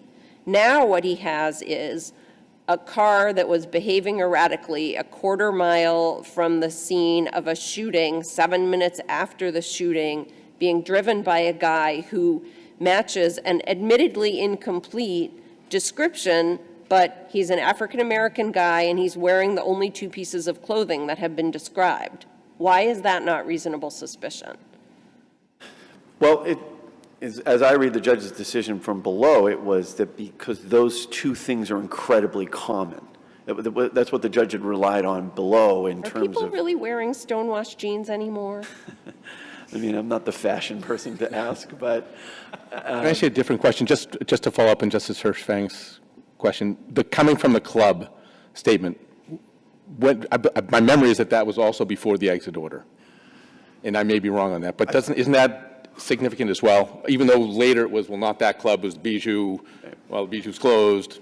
Right, we know later on he says a lot of things that are not. But my understanding was at least that there was some upfront before the exit order, where are you coming from? Come from the club, out of the car. I think it goes back to one of your original points, which is that if there was a shooting in the area, you would think that there probably is a number of people trying to get out of there. Sure, but now he could just be a speeder. Could. But now he's a speeder coming from the club with at least some clothing that matches. Where's the line? I guess that's a. And again, if you take them out each individually, I see it. But if you look at the totality on a reasonable suspicion. Yeah, and I think that I just keep going back to the judge's findings because I think that's important because it was at least his impression that those facts that we've been talking about and parsing out sort of matter once he walks up to the window to have this conversation. So the stop, I think the reason why I keep saying the stop is tied to the analysis is because I don't believe, and I know we've been debating this, but I don't believe there's reasonable suspicion to stop the vehicle. I think there's a reason to stop the car, which is it's a traffic-related enforcement issue. You may disagree, it's fine, but so, I mean, this goes back to my very first question about this case that we don't necessarily have in front of us, but there's a shooting. 15 rounds are fired, and within 7 minutes, you see someone driving a car erratically. The notion that that is not reasonable suspicion is very hard for this judge to get. I mean, it's not a high standard. And the notion that the cops should let the car go is insane. No, I'm not suggesting that. No, but then they had to have reasonable suspicion. They're the flip side of the same coin. If it's reasonable for the police officers to stop that car, it's because there's reasonable suspicion that they know something. They are either a witness or they are a suspect with respect to what happened 7 minutes ago. What sort of undercuts the whole thing is they let him leave. They let him leave. They let him because leave. of the shoes. Right. Because, they see the pants. They're claiming that the pants are tied to this. They don't even recognize it. But at that point, they've accomplished a few things. They know his name. They have him on camera. They know his location. They've accomplished an awful lot by stopping that car. I tend to agree that, and I can't fight with the lower court's decision to. And again, I think you would admit.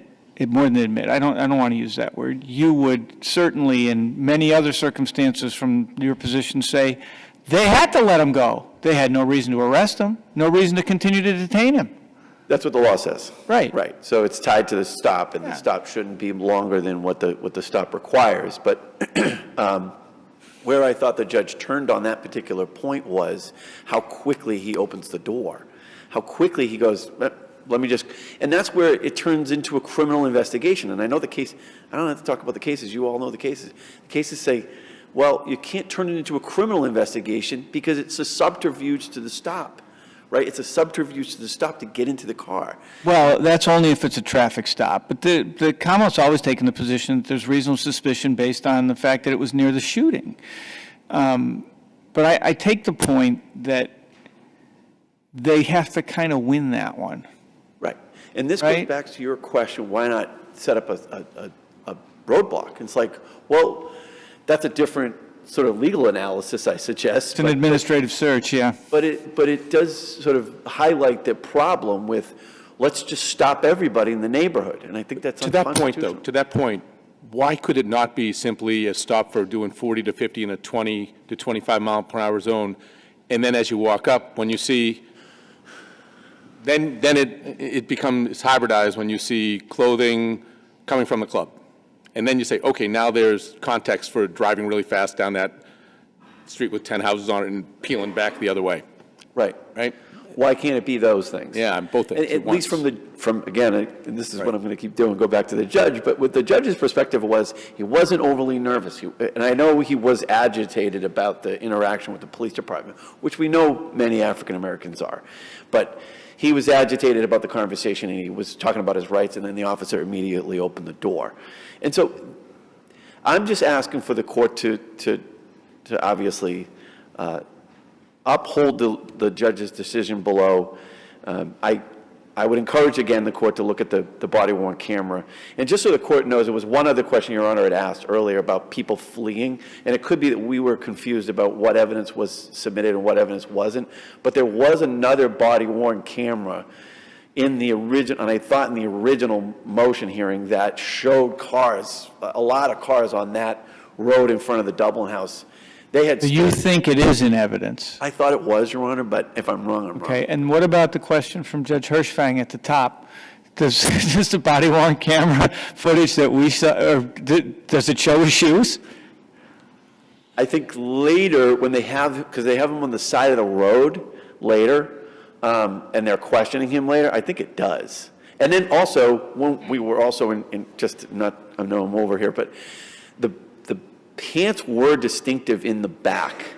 There was a back pocket that was a little bit probably out of fashion, but that was distinctive that we were looking to suppress as well.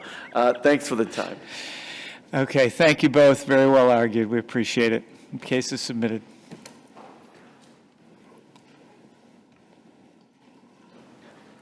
We're going to do a fourth case, I think, because we have 7 on the list today. We'll do the fourth case now, and then after the fourth case, we'll take our break.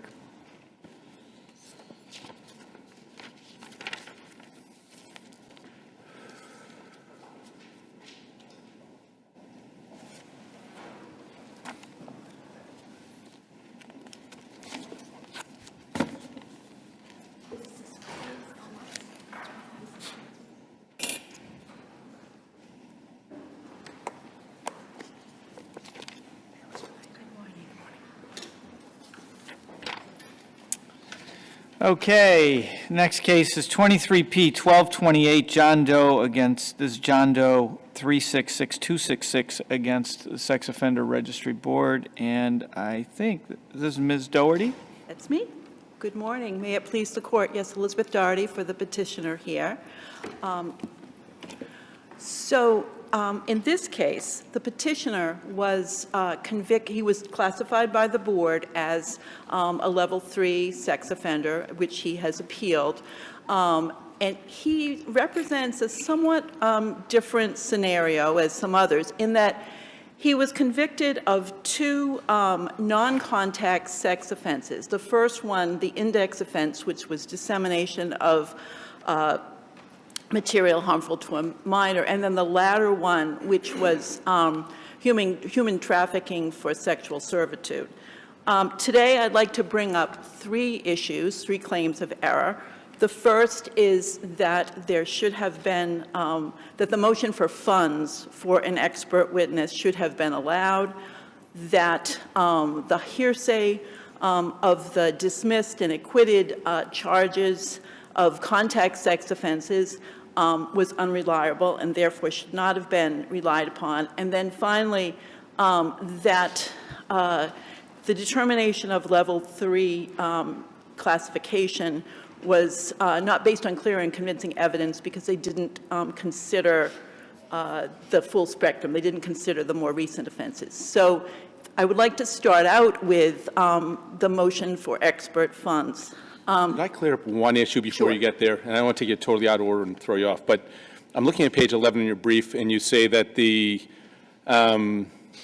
neither the human trafficking, neither the deriving support from prostitution nor the human trafficking for sexual servitude is a sex offense in Chapter 6, 178C, right? Did you, if you look at... And in fact, I was abjectly wrong on that Okay, point. I just want to make sure okay. And I sort of went back and tried to figure out how I was wrong. And Because I there's think, two sections which Yes. seem a little odd that the legislature repeats it. They do sex offense Yes. and child sex offense, Yes. and they repeat but 90% and I of it. think Okay.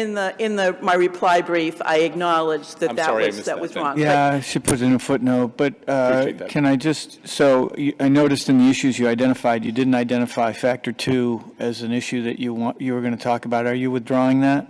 I'm not withdrawing, but I'm not addressing it. I don't think it's frankly the strongest issue. So I'm focusing on. Okay, where do you want to start? I would like to start with the expert funds for an expert witness. What would the expert have said?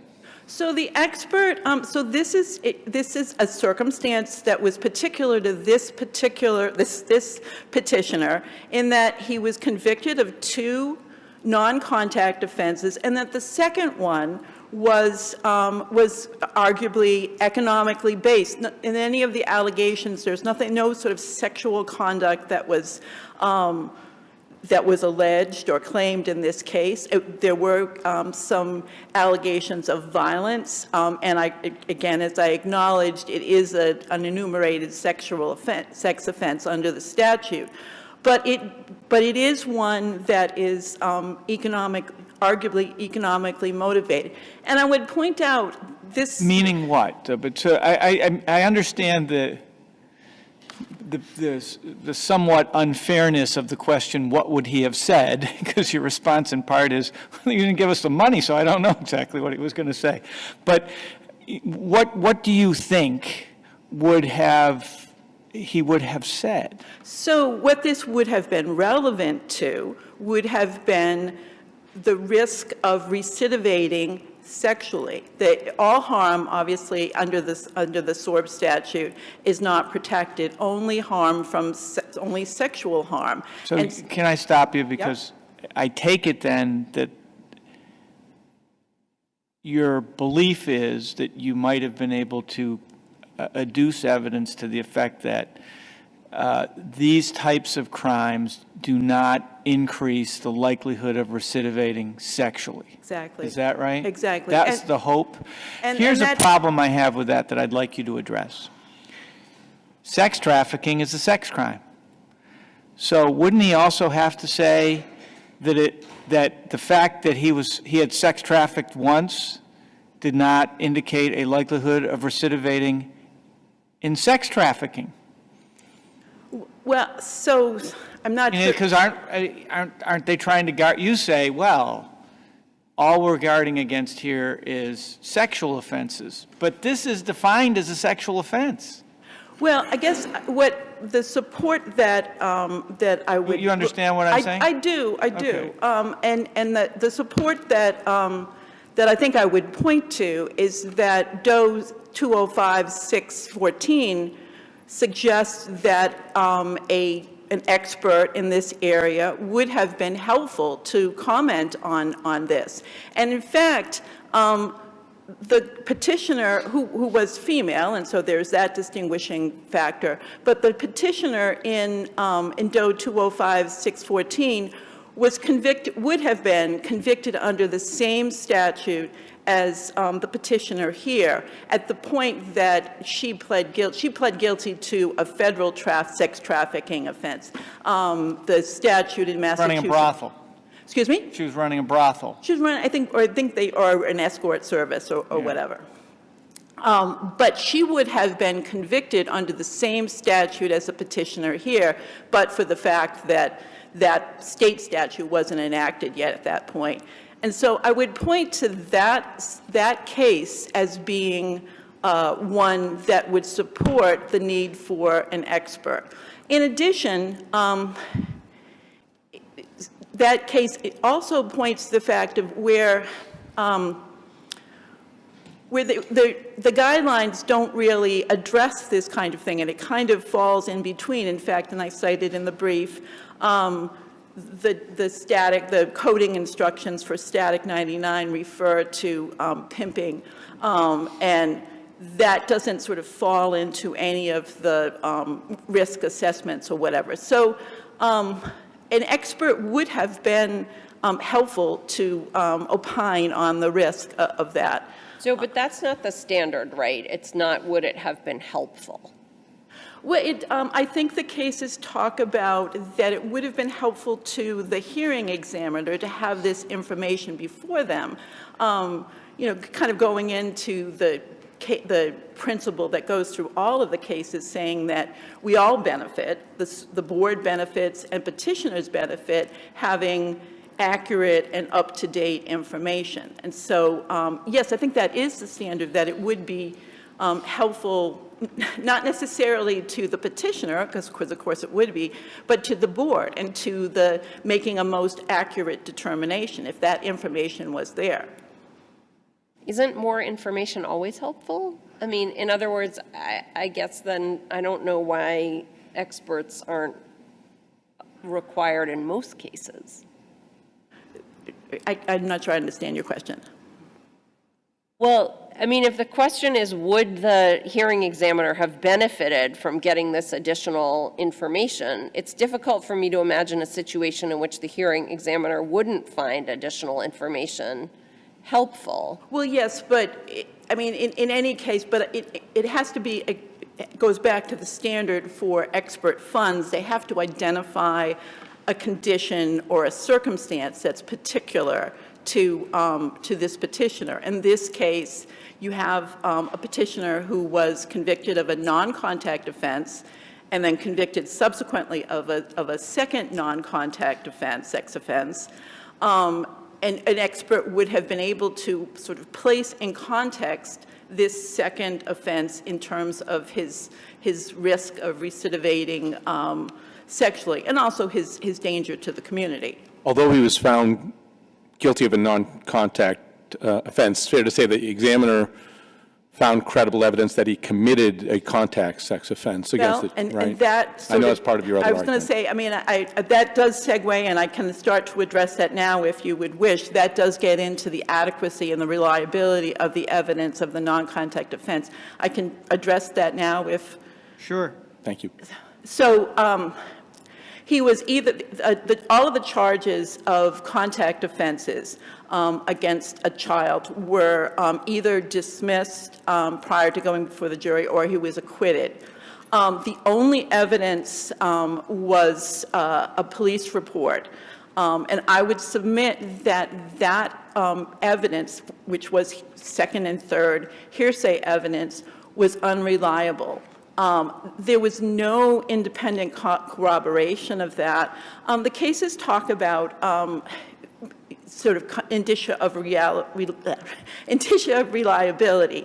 And so there was a detailed account. I would certainly concede that. But that's really arguably all that there was. There was no admission from the petitioner, which is another means of corroborating. There was no sort of consistent other behavior that would corroborate that. There was no independent corroboration. Really, all that you had was a detailed account from, well, first from the mother, recounting the child's offense, and then second from the child. Well, why isn't it corroboration that your client was convicted of showing pornography to the minor? Well, that's not. I would argue that that's not a course of common conduct. I would, you know, if there were another. So different than actually having physical contact with her that it doesn't provide any corroboration for her testimony, for what her statements were? I would argue that it's different and that it doesn't. I mean, the cases that one looks at, there are other kinds of sex assaults or whatever. In fact, the two unpublished cases that the board cites in their brief, they point to the reliability of the statement because it was made in an official proceeding. In both of those cases, there were two victims of the same type of conduct, and they tended to corroborate. That's absent here. All that you have is a child complainant who is, and I know that the board in their brief suggests that the child would have. I can't even let that go. No, it's not all we have is a child complaining. We have your client convicted of showing the child pornography. That's a lot. Well, I'm not sure how that corroborates contact offenses. The other offenses are allegations of rape, of digital penetration, and of indecent assault and battery. And those are different, qualitatively different. As a matter of law, your argument is, as a matter of law, the fact that he was convicted of showing a 7-year-old pornography doesn't in any way materially advance the inference that he also performed sexual acts on her, which she alleged to the police? I would submit that that's a big jump between essentially, well, completely a non-contact offense to a contact offense to be able to use that to corroborate unreliable hearsay. You know, it's the same complaining witness, but it's qualitatively different. And as I say, Can I ask, were the trial transcripts in evidence? Excuse me? The case was tried, the child testified to the rapes, was cross-examined with respect to them. Were the trial transcripts in evidence? No. No, they're not part of the record here. The only thing that's part of the record here is the police account. Which is and the sane interview as well, right? Aren't they both? Well, there are actually sort of 3 points. There's a mother who comes in and makes the complaint. Then there is an interview, a sane interview of the child. And then almost 6 months, 5 months later, there's a second interview of the child when the child expands her allegations, which I would also submit, which I've argued in the brief, that tends to detract from her credibility because of these somewhat inconsistent statements. And I would suggest, and you know, part of the problem with these kind of interviews is that we all know, I mean, I would think I cited to Commonwealth versus Brennan, we all know that child complainants can be highly suggestible, and we don't know sort of the nature of the questions at the interview because we don't have a videotape and we don't have a transcript. We do have the recorded account. But when you look at the second interview, I was looking at this yesterday, in fact, there's a point where the child sort of demurs, and then she said, well, can you ask my mom? Can you ask my mom? Which, you know, I think is somewhat telling as to some influence on the part of the mother. You know, making an inference, but there's some suggestion of that. I guess it looks like I'm out of time now. Your time is up. If there's something we haven't allowed you to address that you think you need to, well, I guess I would just moment. Yes, I guess I would just want to address with respect to the level 3 determination is that I would argue that there's an error there because they didn't look at the more recent crimes or the more recent sex offense and put that in a context as DOE 496-501 requires it to be done. So that's. Thank you. All right, thank you.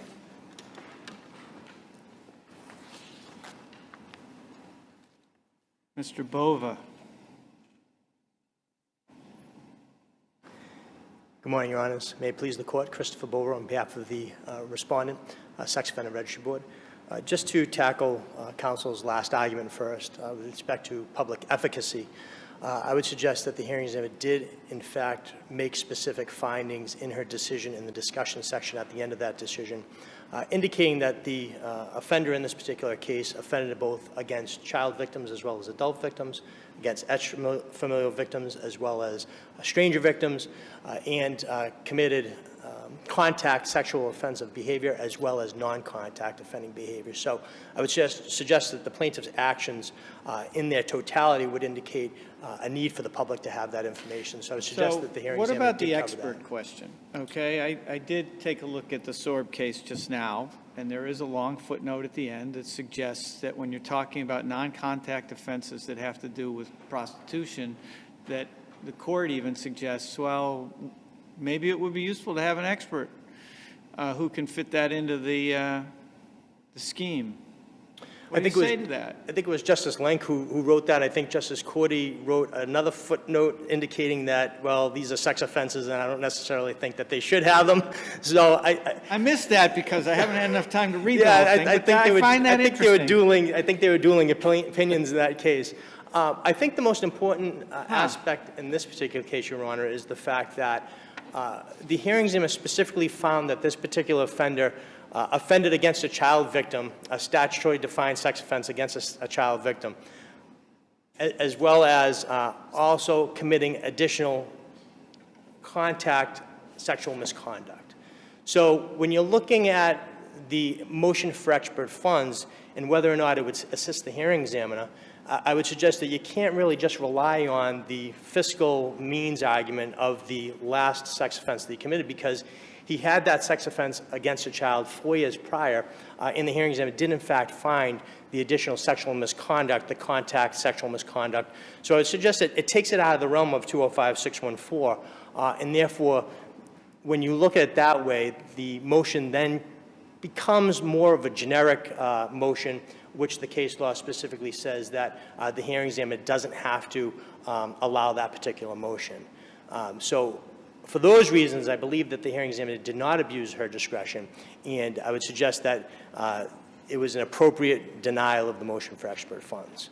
And I think that just leaves really the last argument that counsel addressed, which was the... So I missed most of that as I was reading Justice Cordy's concurrence, and I apologize. But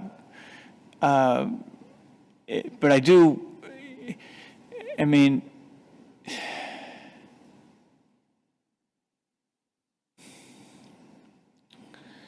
if what you said is essentially what Cordy says, I get it. If there's another argument here as to why it was within the judge's, or it was appropriate exercise of discretion to deny, I guess I want to hear it. If my memory serves me about that 205-614 decision, is that particular offender only had the trafficking offense conviction. Right. So in this particular case, the hearing examiner specifically noted in the denial in the beginning parts of the decision. But why does that matter? I mean, if you got, you know, you got two different sex offenses, and one of them, there's a question about how it fits into the scheme, and an expert would be relevant to that. Why does it matter that they also had a contact sex offense? Because under 205-614, they're just saying that, at least Justice Link was pointing out to the fact that maybe trafficking offenses aren't contained within the regulatory factors, so to speak. And so when you get outside of the factors, it could be beneficial to the hearing examiner to have that assistance from an expert. However, when you have an incident with an offender who has contact sex offenders, the regulations kind of circle around that type of behavior, and that takes it outside of that 205-614 holding, or dicta, I would suggest it is. But in that particular case, the regulations cover an individual who has both the trafficking offense as well as the individual who has the sex offense involving a child. So if this particular offender... I understand the point. I just, you know, the basis for repetitive and compulsive here is contact offense and the non-contact offense as to which your opponent says an expert would have been useful. And so That's the only way you can get to repetitive and compulsive. I wouldn't quite phrase it like that respectfully, Your Honor. The issue of repetitive and compulsive behavior isn't what he was specifically offending with, like what the charges were. Repetitive and compulsive behavior is he was convicted of a sex offense. The justice didn't stop him from committing another sex offense. So what these sex offenses actually were, I would suggest, are relevant for repetitive and compulsive behavior because the justice system didn't stop him from committing an additional sex offense. In terms of giving it weight and determining whether they should be a level 3, of course they matter. You're determining how much weight to give to repetitive and compulsive, and in that context, you want to understand the nature of each of the 2 sex offenses that justify a repetitive and compulsive finding. Well, under 496. That's an awfully straitjacketed view of the world. To not maybe I'm back to what Justice Hershfang said, but isn't more information helpful sometimes? I know that's not exactly what you meant, but. Well, I'd answer it this way, Your Honor, is for repetitive and compulsive behavior, when you're looking at that case, and you look at 496-501 when they're talking about looking at an offender's history as a whole, right? In this particular case, you have 2 sex offenses. I might disagree a little bit with what you're saying, but when you have the sex offense involving a child as well as the contact sexual misconduct in 2012, only 4 years later, he's committing another sex offense, this trafficking. So you really can't separate the trafficking with the sex offense involving the child because they're close in time. And in 496-501, when they're talking about that individual offended like 15 years prior, how does the and had nature 15 of years the offense offense free. bear on their likelihood of recidivating, right? Isn't that? Anyway, why can we address the question of the reliability of the charges of the contact sex offense? Sure. Importantly, I think pursuant to the case law, there's no indicia of unreliability pursuant to the case law. And then under the case law as well, you have... Is the acquittal an indicia of unreliability? No, not under the case law. There's a lot of case law specifically saying that acquittals, null process, dismissals can all be determined... Irrelevant? Huh? They're relevant Okay. if they're reliable. So it's... but they can... An acquittal is reliable. It's sitting, there's a judgment. The acquittal in and of itself doesn't make the facts contained within those Why reports. isn't the trial transcript in the record? Why, if you're doing this case and you want to rely on a charge of contact sex offense in which, and rely on it heavily to determine that this person is a level 3 sex offender, why isn't the trial transcript where the child I presume the child testified? I would imagine so. I do not know because I do not have the trial transcript. I understand what Your Honor is getting at, and I can't sit here and say it would not be helpful. Because I'd like to know, I'd maybe review that and evaluate what it is that led the jury to acquit. What if she recanted? All I can say with that, we don't even know. All I can say with that, Your Honor, is that it's not required under the statute. It's not required under the legislature. Justice Lenk would make short work of that. I think she might have in this opinion that we just read. Really? The answer is it's not required by the statute. I'm answering your question, Your Honor. Okay. So I didn't say, I said it would be helpful. And there's a situation of administrative economics at play. Trial transcripts are very costly. So there's a variety of factors that come into play when the board makes a determination as what type of evidence it's going to submit. Trial transcripts can be very voluminous, and that could be helpful, but it also could be very costly to administration and administrative economics. In any event, you don't know. What in the police reports do you point to specifically that would indicate the reliability of the statements then? Sure, and I cited it in the board's brief. There's about 5 pages. I don't have the particular page in the record, but it is that first case, the 2012 matter where the victim did give an account. I would suggest that it is specific, it is detailed. She does indicate time, place, manner. She gives specific instances of what she was doing, where she was going, what the petitioner bought her. I would suggest that the mother corroborated in recalling that second incident, and just because she went back to the... Corroborated how? The mother corroborated by in her in her interview with the police, indicated that she recalled specifically that the petitioner took the victim on that ride and went to those specific locations, purchased, I believe it was a pair of boots, and there was one other item that I forget off the top of my head right now. So you have some At instances. the time, the mother and the petitioner were not together, right? It's his child as well. Am I getting this right? So the mother and the petitioner were exes. He was her ex-boyfriend at the time. They shared not the victim, they shared a younger sibling of the victim. So it would have been the victim's half sibling. Who was also in the car. Was left in the car where the victim said one incident occurred while they were inside the grandmother's house. And I think that, ventured off into another investigation with DCF regarding leaving a 2-year-old out in the cold, which doesn't necessarily have to apply to this particular case and these particular arguments. But If all you had was really specific statements by the child, is that enough for reliability under the law? I think there's cases out there, appellate court cases, that specifically say that specificity in detail is enough. I mean, certainly, I wouldn't sit here that we would like to show more in this particular case, and that's why I indicated that there was independent corroboration to some extent by the mother with respect to those locations. There was lack of motivation for the victim to fabricate their story, given the relationship of the petitioner to her half-sister. Certainly, I understand that the two were exes, but I think there were other instances that were noted in the decision that would lend to the reliability of those reports.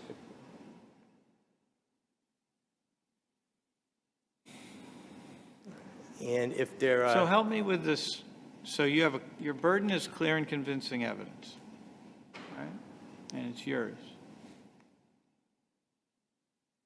What's the standard of review as to the judge's determination that the statements of the child are sufficiently reliable for the judge to rely on them for a contact sex offense? What's our standard of review there? For the reliability, I believe it's an abuse of discretion. So whether or not the hearing examiner abused her discretion in determining the reliability of the reports in the record.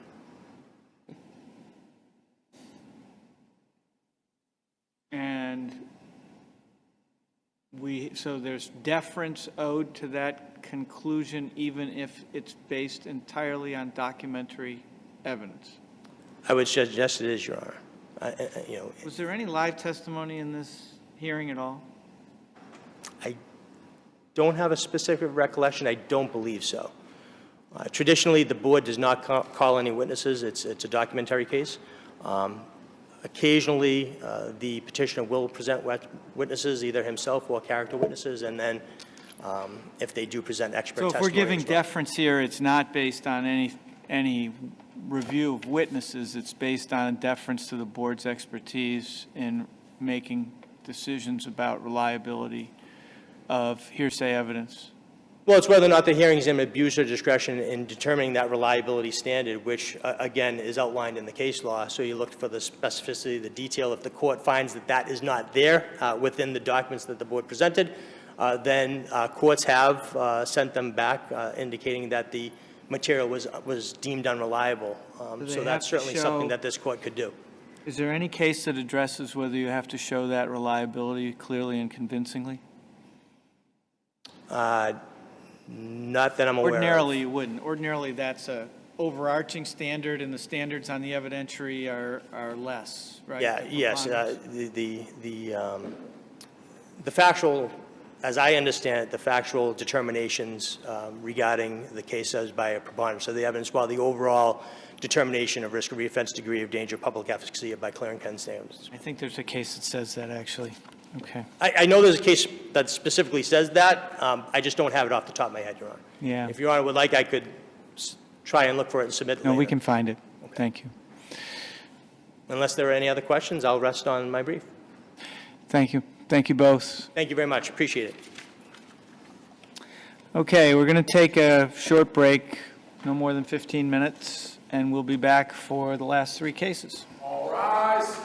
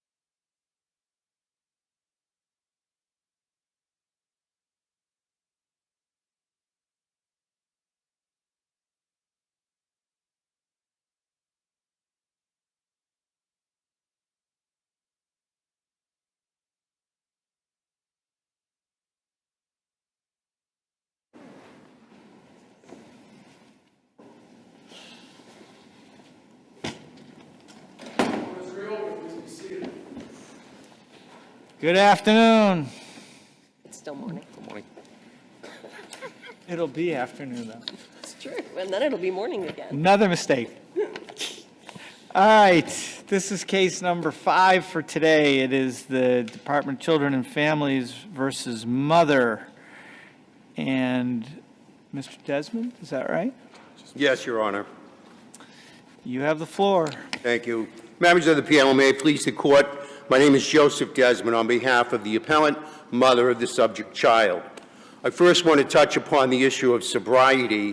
One of the most significant and likewise the most overlooked facts in this appeal is the undisputed fact that mother had 2 years and 7 months of sobriety as of the end of the trial. Given that fact, it was error for the lower court to focus on the predictive value of the non-sober period rather than to use a true analytical approach. The judge in this case stated in conclusion of law number 14 that, quoting, mother has had brief periods of sobriety that come to unfortunate ends, leading to her incarceration or arrest for driving while intoxicated. Still quoting, history is the best predictor of future behavior, end quote. There is no, to my knowledge, reported case which holds that history is the best predictor of future behavior. That is a canard, a truism that is favored by juvenile court judges to include in their findings. And if that were true, no parent would ever get her child back. Every parent involved in a DCF case has a history. To analyze mother under such a framework, You think that we can't, that you think that past behavior is not relevant, can't be considered? No, Your Honor. What the judge said was that history is the best predictor of future behavior. So if the judge just said history is a predictor, that'd be okay? But that's true for everything about everyone. That history, of course, at some point we are... I think the point is that not everybody has a particular history, and in the context, I guess I see your point, but well, how else would you articulate that we look at the history to see whether there's any risk of future issue? I mean, isn't that what, I mean, in a different context, that's called recidivism, I suppose. In this case, I think the over-focus on history, and particularly characterizing as the best predictor of future behavior, completely disregards the excellent work that mother had done in this case to achieve sobriety, and then... But I don't think he did, in fairness to him, completely disregard the 2 years and 7 months, because there's a specific finding as to how many times there was a relapse, right? Yes. So the judge was thinking about relapse. But what happened, and this is why I maintain that history, while useful, is not the best predictor. What would be a superior predictor in a case like this one is to really look at what mother has done in order to get to the sobriety that she achieved. But why not, excuse me for interrupting, but why not, for example, there are people who have, I mean, alcoholism clearly is a lifelong condition, doesn't go away. I think we all can understand that pretty clearly. But what some people have alcohol issues for years and then have sobriety, and that's it. Others have a brief period of alcohol issue and then sobriety and relapse. Some people have problem, relapse, problem, relapse, problem, relapse, problem, relapse. And I think qualitatively those are all different, and it seems to me the judge should be able to kind of figure out which one of those this is and then factor that in, no? I agree, and that's what the judge did not do in this case by over-relying on mere history, overlooked the fact that mother was... Which was the finding you pointed us to? I'm sorry, I missed... Not a finding. Conclusion of law number 14, where 14, I was quoting... Okay, yeah, I got it. Number 14. That particular sentence is repeated elsewhere. That I do not know the number. There are factors which suggested that the quality of mother's sobriety was a superior predictor of future sobriety.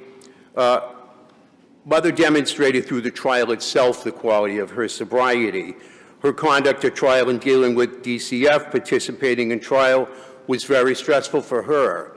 The fact is, there was an earlier trial which concluded in September of 2020, which was adverse to her. She relapsed, and then her dates her sobriety to January 1, 2021. That was only a 2-day trial.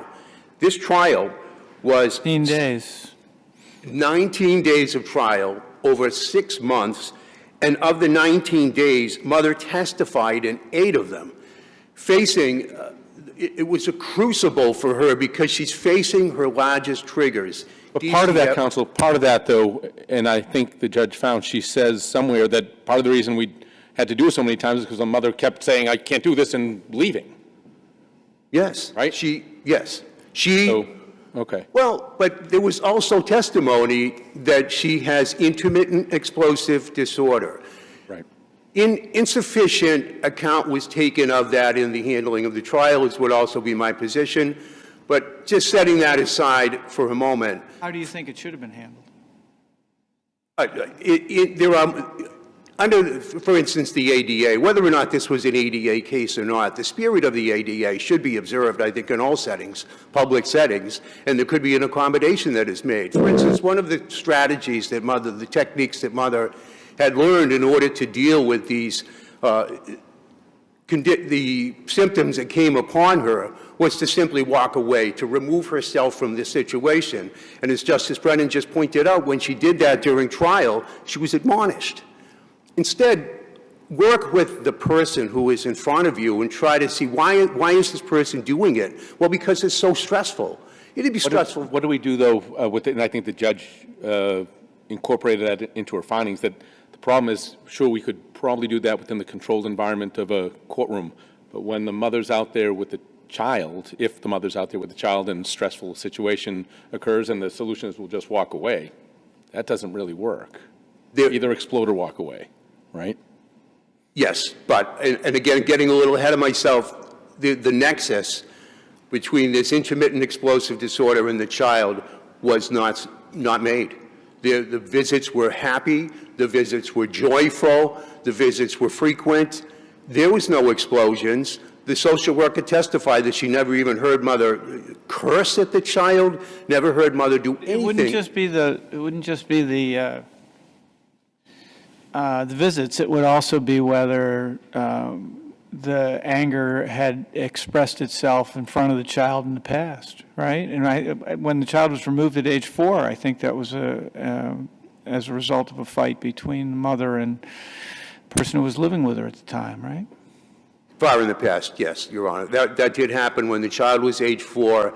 The mother, I would say, was defending herself, and there was a dispute in the home. It was a young child in the home. However, it should also be observed. I mean, I tried to read it I tried to read the description for exactly this issue. Was the child present during the altercation?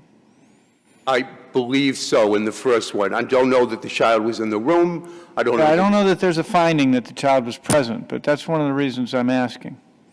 Because, you know, when you say there's no nexus, I mean, when we see these cases, other cases, this is something that's always emphasized, is that the child was a witness to domestic violence or to, you know, these kinds of explosive behavior. And I don't know that that's really found. Maybe your opponents can address that. I think that's one of two problems. I don't know that mother was the aggressor in that situation either. I think that there's no finding on that. The child needs mother to defend her, would be my read of any situation. And if that gets difficult, then mother still has to defend herself and the child. What about the event, though, that led to what the DCF says is the reason that there have been no further visits, which is described as the mother picking the child up and holding her very tight and not responding when she was asked to put the child down. Isn't that an indicator of anger? No, Your Honor, I don't believe so. I think the testimony on that was to the effect that mother's account of that, well, first of all, before I get to mother's account, the account of all of the visits, and this was over years, is that mother and child would greet each other with affectionate hugs. Mother was in an unfamiliar situation at this women's center. She had just gotten there. She approached the child for the hug at the beginning of the visit and was pushed away, and then did the same thing at the end of the visit and was again pushed away. It created a difficult situation. Mother testified that she didn't hear an instruction not to hug the child or to put the child down. So there is a difference in that. So to say it was some sort of aggression or some sort of anger expression, I think would be unfair. The testimony does not support that conclusion. The testimony supports it was a conclusion, but maybe neither party walked away feeling happy about the encounter, but not a conclusion that mother was an aggressor. If I may, Your Honors, getting back to the sobriety, again, mother put herself through this trial, and at no point during the trial did she relapse. And I think that in itself is significant because she was put under a great deal of stress in the process of the trial itself. But she saw it through. Also, her therapist enumerated several factors as to the quality of sobriety, including consistency in treatment. She was attending AA meetings 3 times a week. She was volunteering in sobriety-oriented programs. She was even a speaker at a driver under the influence group put on by the Commonwealth. She resided consistently in a sober house. She had her sponsor passed away, but she had a sober coach, and there were no concerns expressed by either her therapist or her sober house manager as to her sponsor arrangement. She attended individual... excuse me. Part of my concern with your argument is, as I hear it, it seems to me that you are asking us to weigh the evidence differently from the way that it was weighed in the trial court by giving more weight to the evidence of sobriety, which was credited by the trial judge, and less weight to the evidence of emotional outbursts, dangerous responses to emotional triggers. And how can we do that in your view? What is the legal framework that allows us to say, oh, well, the judge really didn't pay enough attention to this thing and paid too much attention to this other thing? The conclusion of law reveals the error in the approach, that the judge is crediting history above all else as the best predictor of future behavior. That is error. To view mother, her sobriety, in the whole case through that prism, cripples mother, because no sobriety will satisfy the judge. 2 years is astounding in a care and protection case. It is very impressive, and it is right that it was recognized and should be recognized by the judge, and I absolutely credit the mother for the hard work that she was doing and must still be doing to maintain that sobriety. As I read the findings, they say that there had been a linkage between the mother's alcohol use and her anger, and that again, maybe I'm reading it wrong, the linkage had kind of been broken, for want of a better word, at least temporarily, by the mother's laudatory sobriety, but the anger remained. What do we do with that? Well, I think that the same evidence is read to say that the link had been, for the most part, broken. Mother was participating in therapy, and as stated in Luke, the existence of the condition itself is not enough. Mother was treating for the condition, that had been treating consistently and had been seeing results, as I explained the techniques earlier, and also the sobriety really helped her. There were no restraining orders that were entered when she was sober, and so she was doing much better in confronting the problems that anyone confronts in life, and she was just doing better in dealing with those. So for the anger also, under that Luke framework, she was doing what she needed to do in order to reunify. So that's what should have occurred. The evidence was all there, that the timing, there was evidence put in of restraining orders, but they were all in the past, all predating sobriety. Since then, she was doing much better. Do you want to address, your time's running down, but do you want to address the termination of, the quote-unquote termination of visitation issue? Yes, Your Honor. Briefly, there's actually 2 issues, but as the first one, the termination from mother's perspective was engineered by DCF. This is not a case where... So DCF says in their brief that they scheduled every month a date for a visit and then left it to the child. Is that accurate? How was that communicated to mother, that there was a date? I don't believe it ever got that far. In most cases, I do believe, I take them at their word that they would have approached the child, talked about a visit, the child said no, and DCF said, that's fine. And I think that is how it was done in most cases. But under guardianship of REA, a teenager cannot render her parent unfit by the simple expedient of refusing to engage that parent. The child in that case was also refusing to visit. And the court said that, no, that's not, the wishes of a child are not outcome determinative. That is not how these are done. DCF has a duty to provide visits. They failed in that. But that's my question. If DCF says, so you say, look, if you're going to terminate visits, you say, what happened here constructively was a termination of visits. If you're going to terminate visits, you got to get a court order. Yes. Right? And their response is, we never terminated, because what we did is we left it to the child and we actually scheduled every month the date on which they would meet. And my question to you was, because I didn't see it in the record, was there actually a date scheduled, and did they communicate that to mother? I'm not recalling that, no. I don't believe that mother was ever asked, show up at the DCF office next Thursday, your child may or may not be there. I don't think it ever got that far. So they should have gone before the judge. Failing that, they should have modified the visits. They retained the power to modify the visits. Mother was But you don't want them to go before the judge, because you don't want it to be terminated. The reason for going before the judge would be to terminate. Instead, what they did is, at the request of mother, they had a GAL interview the child, and they prepared a report. Why wasn't that exactly what they should have done? It was never brought before the judge as it should have been, so there was never a proper... Listen to my point there and tell me why I'm wrong. Your client, did not want them to terminate visits. Going before the judge would be to ask for an order to terminate visits. Yes.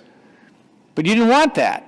I suppose they could have gone before the judge to order DCF to schedule the visit and have the child present, but that never happened, right? Isn't that what, there's a... Look at me. No, there's a certain kind of order. It's like an order, an abuse of discretion order or something.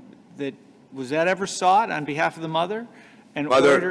It's detailed in my brief. Mother filed several motions to reinstate visits. She filed motions to modify visits. Before the judge? They went, what happened?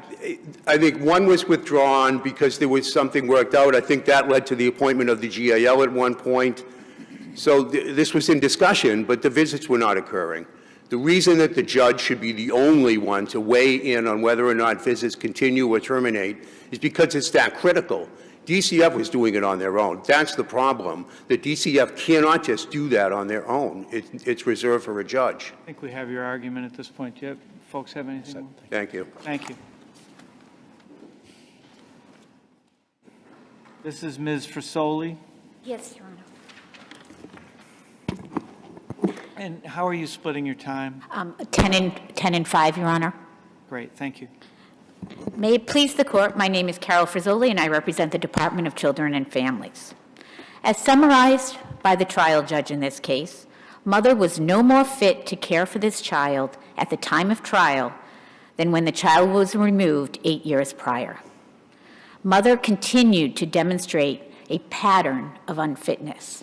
And this is not strictly based on substance abuse and the history of mother's substance abuse. As Your Honor said, the trial judge credited mother's ability to address her substance abuse, and she was sober at the time of trial. There's no dispute about that. But what mother, with respect to substance abuse, one of the factors is mother's refusal to understand the trauma that her substance abuse caused to her own child during this case. So the trial judge, it wasn't just substance abuse. That wasn't the focus of the unfitness. There was a myriad of other factors. Number one, the anger and impulse control that my brother suggests was addressed at the time of trial, and it wasn't. There was Mother left the courtroom numerous times. The trial judge made findings that, in this case, the mother threatened every social worker during the course of the case. Mother's own therapist testified at trial that mother could be triggered and if she does not get her way, which was demonstrated in respect to, if you kind of put the anger in her, also what the court also considered her mental health.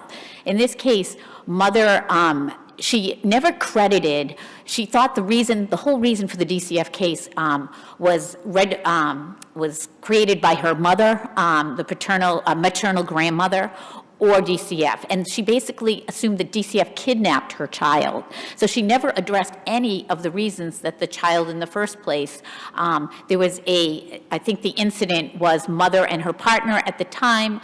There was a violent incident. The child was present. There are findings with respect to that. It's finding. This is the 2014 event? Yeah, Where's the finding? Yeah, 62, 63, and 64 describe that incident. Again, from the findings, it appears that the child was asleep in the house when the incident happened, but mother, this was not a defense for the child. Mother was the one who ended up arrested of the charges, and the daughter of her partner actually brought the child to the car to let the child escape from this violent incident. To let the child escape is not in the findings. I believe in the... You're adding... Not escape, I'm sorry, Your Honor. Removed the child from the situation and brought the child to a car. That's the testimony? It's not the finding. It's, I believe it's the reference to the 51B report, which was the investigation. Yeah, and I think what you're referring to is in finding 64, that the niece brought the child out to the car to remove her from the situation. Yeah, exactly. Yes, that was, so again, that assumes that the child was present during that incident. So again... Yeah, I read this too. The child was in the house.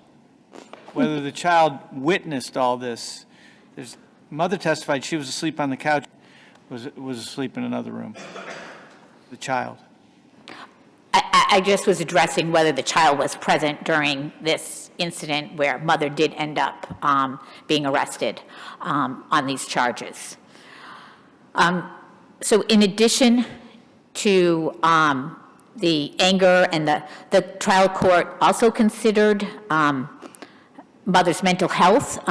The trial judge was very concerned about mother, I believe it's described in the findings as the Winchester incident, on Christmas Eve, when mother followed a family member, or what she thought was a family member of the foster home, to the home, knocked on the door to see if her child was there. The foster mother in this case actually obtained a harassment order against this mother because there were 3 incidences, which is set forth in the record, of the mother approaching the foster father, asking about her daughter. Again, all of this goes to what the trial court was very concerned about, is that mother she's failed to understand her child's trauma, how this... Well, I don't know. A reaction to that story could be that mother had the child removed and was unable to have contact with the child because DCF was not allowing her to have contact with the child. All those things were true at the time, right? Well, at that time, yes, mother was trying, the department, as you said, has been trying to... It's hard to... There are aspects of that behavior that are very troubling, but there are other aspects of that behavior that are completely understandable under the circumstances. But... Your Honor, what the trial judge was more concerned about is that mother didn't understand or anticipate what her daughter's reaction would be after the daughter had expressed to everyone she did not want to have visits with her mother. She had not expressed to everyone. She had never expressed it to her mother. It had not been allowed. It had not happened. I mean, you know, sometimes I view this and I see what's being said, and I think, let's not ignore the obvious. Okay? I mean, so... Your Honor, actually it was. There's findings to the effect that mother refused, like, as you said, the GAL in this case with the visitation was appointed. There were 2 reports, one for the first trial, and then when the trial came back from appeal, and on the second, the GAL made the same, did the same report, an updated report, and at both times, this GAL found this child was very specific and explicit. That GAL report was, and the trial court found that mother refused to accept any of that. She was provided that opportunity that her daughter didn't want to visit her. She refused to accept it. So to say that, nobody told mother that the child, that it was the mother refused to accept that the child did not want to visit her. As said in the GAL report, the child was fearful of her. Again, having to do with the incident, the last visit she had, and then there was a subsequent visit, a virtual What do you one. think the law is?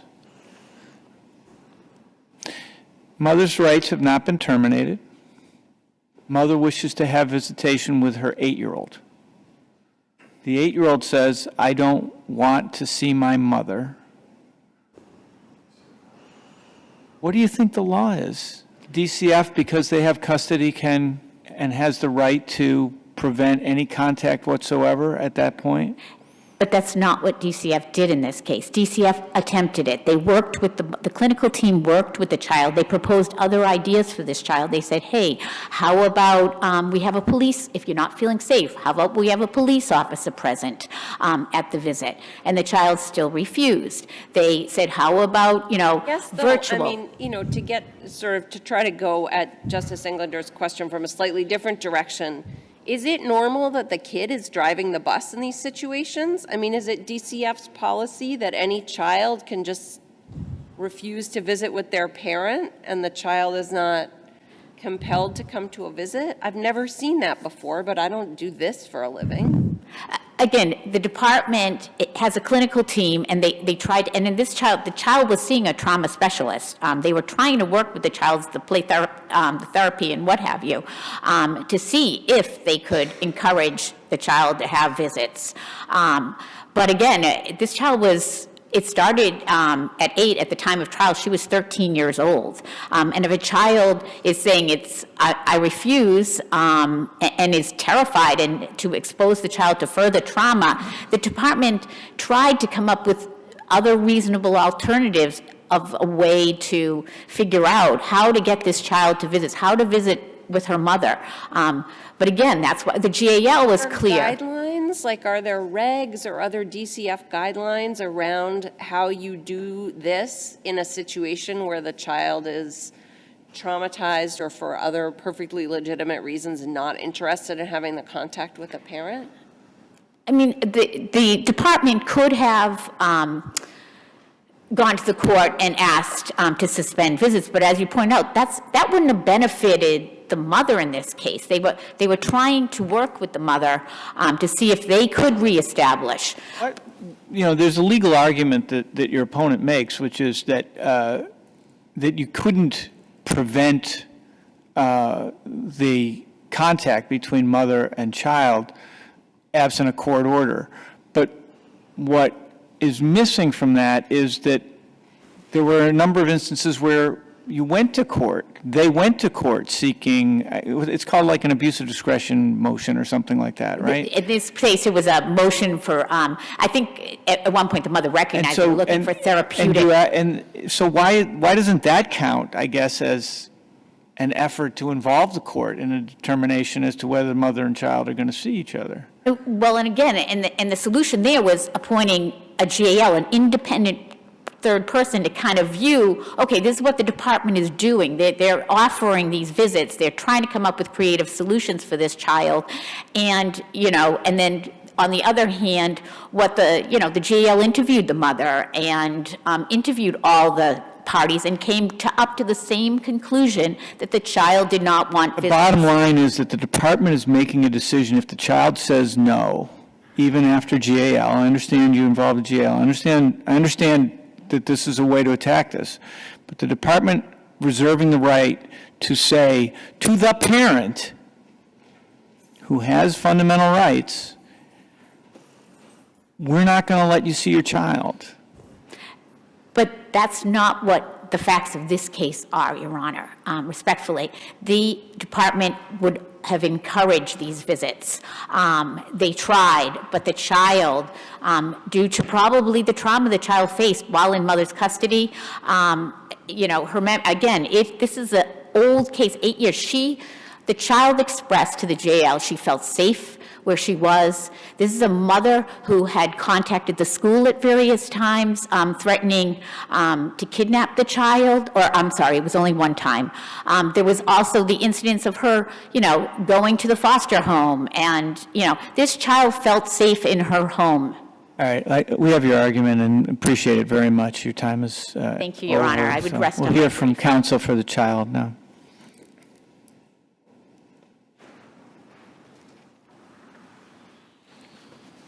Good afternoon, Your Honors. May it Mr. please the Johnson. Court, Patrick Johnston on behalf of the child appellee. The child, who is now 14 years old, strongly supports the judgment of the trial court terminating parental rights. Can I ask you as a practical matter, just to follow up on the questions? It just strikes me, and understanding all the concerns, that if a 13-year-old doesn't want to go to the visits, I don't see how the department physically compels the child to go. It's at a loss for how, practically, do you know how that occurs? And if you do, it would be really helpful to me to know how to manage a 13-year-old. No, in all honesty, I'm not familiar with what the procedures would be for DCF, but the record was clear here that the child did not want visits, and overall DCF made the determination based on the child's best interest. She verbalized it to DCF, she verbalized it to the GAL, and the best interest was served by terminating the visits. And again, DCF offered alternative visits through telephones or computer contact, and in addition to in-person contact, and the child refused all of it. There's a lurking significant legal issue here.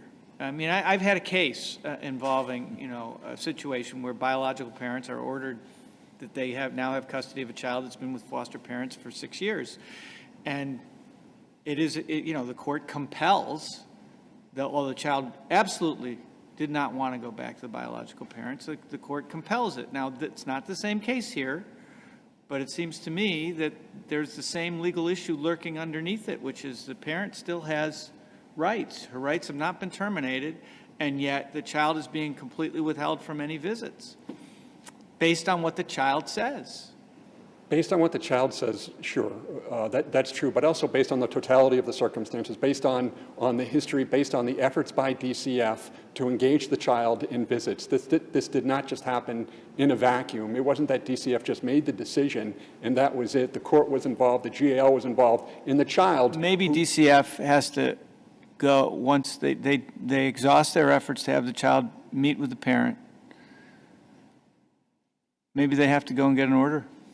And the court heard this. It wasn't, again, as if DCF had done this in a vacuum. The court reviewed the issue, and given the totality of the circumstances and how damaging the visits could have been to this child, given the history here, based on... Well, but see, that you put the rabbit in the hat, because if that were actually shown, then of course the order would be justified.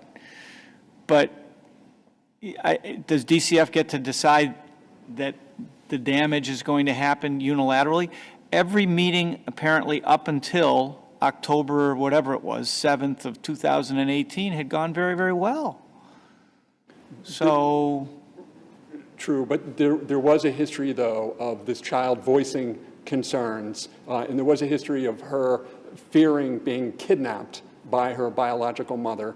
And those concerns of the child, which need to be paramount in these cases, those concerns could not be ignored by the court nor by DCF. So what did the judge actually do? Because it is correct, right, that this was brought to the court's attention by DCF, is that right? Yeah. And then the GAL was involved, and the GAL said therapeutically not good for the child. My understanding is that the GAL was involved on two separate occasions. Right. On both occasions, the GAL supported the decision by DCF to not have visitation. And then was there an actual determination by a judge? I just missed that, or if it's there, I didn't see it. Was there an actual determination by a judge that said, DCF, what you're doing is correct, or DCF, what you're doing is not correct, or did the judge just say, well, therapeutically not good, and let's leave it at that? I don't believe that there were detailed findings until the end of the case concerning that, but I do believe that there was a simple order denying any motion with respect to visitation. But I'm not certain on that, but it certainly wasn't explored in detail until the findings. So you think there was a motion, one of these, just, abuse of discretion motions that requested visitation was denied? I believe, and after the GAL was appointed on the two occasions. It's not referenced in the briefs, but that was I believe that's. There's another overarching question, which I'm just going to put out there, which is, let's assume that we agree that there was some sort of error of law lurking below here. What significance does that have for our review of the particular judgment at issue? So maybe the child should have been provided visitation to the mother in 2018 or 19. I'm not sure it matters. And at this point, it doesn't matter. What matters for my client, what matters for the child is the adoption plan here, and for her to have permanency, and the fact that since she was removed at 8 years old, she has improved in all respects, that she did well in school, she's done well in the community, and that she now has a family with 2 parents, 2 brothers, and she's engaged in school, and that she very much wants this to be her life going forward. And a change in what happened in visitation doesn't impact that. Okay, thank you. Thank you very much. All. These are very difficult and highly emotional cases, and I appreciate the quality, we all appreciate the quality of representation. Thank you.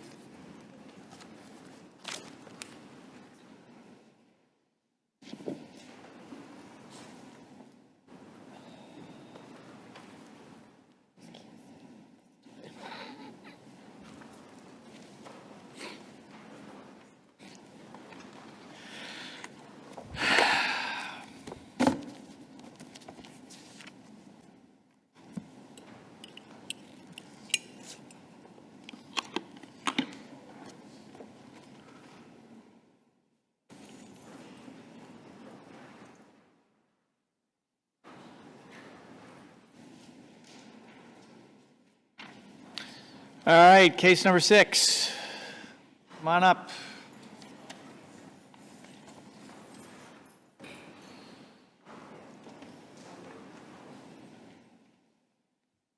This is 23P 984, Pacheco against the University of Massachusetts. And I believe we're going to hear from Ms. Ishihara. Is that right? Yes, thank you, Your Honors, please. Margaret Ishihara for the plaintiff, Melissa Pacheco, who is here with me this afternoon. What we are doing, as I'm sure you can tell from our brief, we are asking this court to allow my client to proceed to trial on her general laws, Chapter 151B, gender discrimination case, and taking the position that the summary judgment that was allowed was done in error. This case, as you know, arose from my client's pay as the Assistant Dean of the Charlton College of Business at UMass Dartmouth. And I like to remind myself, as well as the court, that the importance of general laws, Chapter 151B, is actually emphasized in Section 9 of that statute.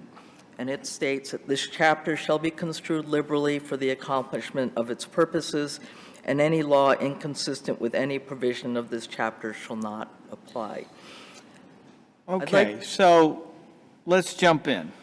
There are 2 arguments made. One of the arguments is essentially a collateral estoppel argument. As a result of the judgment she received on her EPA claim, that should have some impact on the judgment that was rendered in the sex discrimination claim, right? Correct. But the response that's given to that is unquestionably discriminatory animus is not required to prove the EPA claim, and it is required to prove the other claim. And the reason the other claim was dismissed was because it hadn't been shown on summary judgment. Isn't that the end of that story? No, Your Honor, respectfully, I would disagree with that. I recognize that the case law, Jancy particularly, says that the MEPA statute is a strict liability statute. That's usually the phrase that's used with that. And that 151B does, in fact, require a showing of discriminatory motive and causation as well. This case is a little different in this sense. The jury verdict actually came down in two parts. So the first part was, do you find that the plaintiff was paid less than men for comparable work? That's the MEPA piece. The second piece was whether the reason that she was paid less had to do with reasons of seniority, which under the statute, the MEPA statute in effect at that time, is proffered out there as a particular defense. And the jury in this case said no, that seniority was not a factor. Is it your contention that the finding of that it wasn't based on seniority like occupies the entire field, such that if it wasn't based on seniority, it must have been based on her gender? So, Your Honor, please, my argument is that— It seems to me that has to be your argument. Otherwise, you can't win this one. Your Honor, if I might, on that. So the case law under 151B having to do with pretext says essentially that if you have the prima facie case, which doesn't seem to be seriously contested here, but if you have that, and under Bulwer, if the plaintiff can show that at least one of the reasons proffered is a pretext, that in fact would allow the jury or the finder of fact to find that there was in fact a discriminatory motive and causation. So we're saying that in this case, you have the objective thing that she was paid less for comparable work. But in this particular case, under the way the jury returned their verdict or the way the questions were worded, the defendants— What's the prima facie case? Doesn't the prima facie case have to include evidence of discriminatory animus? Yes, Your Honor. So it has to show— So isn't it quite right. seriously contested here? Pardon me? Isn't the prima facie case quite seriously contested in the sense no, that so that's the exactly what the defendant said you had insufficient evidence of, and the judge agreed?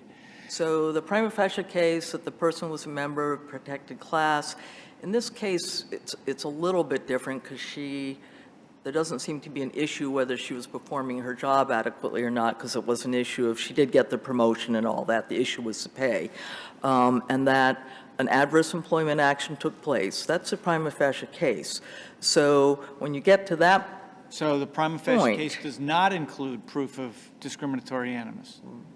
Right, Is that so your the prima position? facie, yes, so the prima facie case, it then flips to, if you will, to the defendants to say, well, you know, that's all well and good, but— Legitimate reason for— That's all well and good, but, you know, here are legitimate business reasons or reason for the action that we took. And then it always Are seems you like— saying that the legitimate— I'm following you so far. I don't mean to pretermit the questions of others, but are you saying that the only reason that was given was seniority? No, it's not the only reason that was given. I think gathering from well, it's the only reason that was given in MEPA because that's the only defense that was permitted under the MEPA statute. But I'm gathering from the defendant's brief and their materials on the motion for summary judgment. And it's hard to say because we never got to a trial, but that they have two— I have a question about that. Do you want to ask that question? Well, I don't same know question, how I we think. got here, so I'm going to tell you what I know, and you'll tell me where I go wrong. The defense moved for summary judgment on both counts, right? On the MEPA count and on the 151 count. It was allowed as to the 151. Did you cross-move for summary judgment? No, so Okay, so what, you never asked the trial court to render a decision in favor of your client on the 151B claim, correct? that's correct. Okay, so we only review things that have happened in the trial court. So my understanding of what happened in the trial court is that the defendant won on the 151B claim at summary judgment, and then your client won on the MIPA claim at trial. And so I think the first thing that we would need to address is whether it was error for the trial court to allow summary judgment for the defendant on the 151B claim. Without deciding that, I don't think we can even, and I'm not sure actually we can think about the argument you're making now under any circumstances, but certainly we can't jump to should your client win without deciding whether it was wrong for the other side to win on summary judgment. Am I going wrong there somewhere? I understand your point. So to your point that the summary judgment was incorrect, our argument on that is that the Before you do the that, word though, disputed. Before you do that, Yeah, I'm sorry. Before you do that, I'd just like to all get on the same page. There was also a motion for reconsideration of the granting of summary judgment. However, that motion, as I read it, was not made after the verdict That's had come in. correct. It was made the day before. right? That's correct. It was So made. the factual basis for that motion would have been the same. It would not have changed because of the verdict. Okay, now go ahead. Let's address the question of Yes, summary that's correct, judgment. Your Honor. It was in an effort somewhat to not procedurally be where we are today, which is that when the motion for summary judgment was allowed in part as to MIPA, we then, of course, had to go forward, or were permitted to go forward on a trial, leaving the 151B. No, I think we understand that, and I think that we're now at the right question, which is, was summary judgment properly granted with respect to the 151B claim? Correct. So my argument is this, that it was not properly allowed, obviously, or I would not be here. There were two, well, actually, there was the primary focus by the judge, that the summary judgment judge, really was on this so-called straight comments issue. So let me get to that. The comments, as you know. Before you go there, then, let's get the framework. Yeah. So the framework is, what is your evidence of discriminatory motivation or intent, right? That's the issue, because the judge found that there was insufficient evidence of discriminatory motive or intent to go forward with a 151B claim.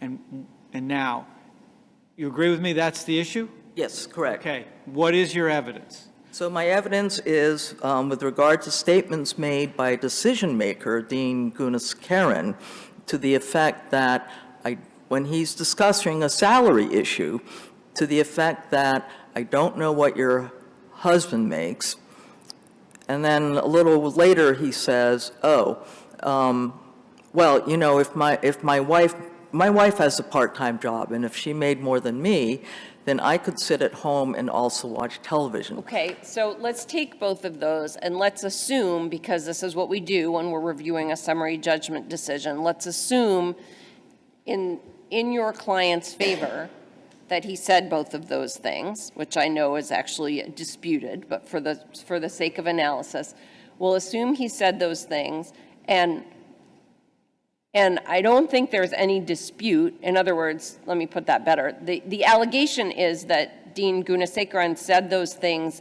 in the context of negotiation for a raise for the job that your client had before she got the job in issue, right? So I think this is a stretch, and I'm not sure we actually do this, but for the purpose of argument, let's assume that those comments are somehow relevant to the discussion around her compensation for the new job. Is that all you have?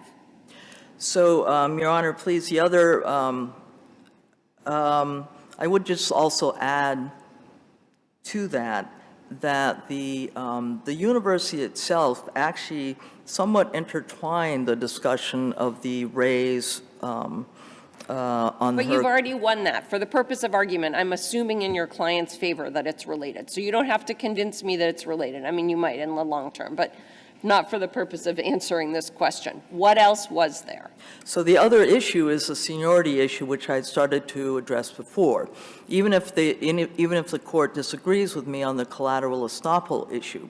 We don't get there. We're not at the collateral estoppel Right. issue. But even if you don't, so they have raised in both the MIPA and the 151B, the seniority issue. Oh, we have a legitimate business reason for what we did, and one of them is seniority, and the other has to do with this so-called leadership qualities, and I'll address that in a moment.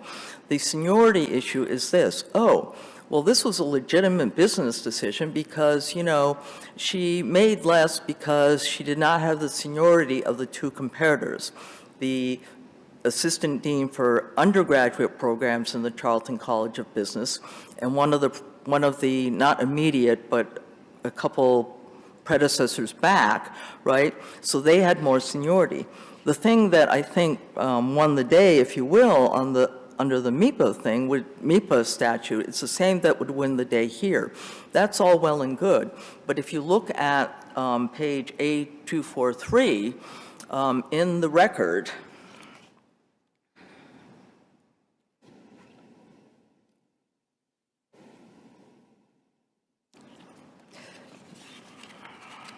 I'm sorry, it's not that. It is. Is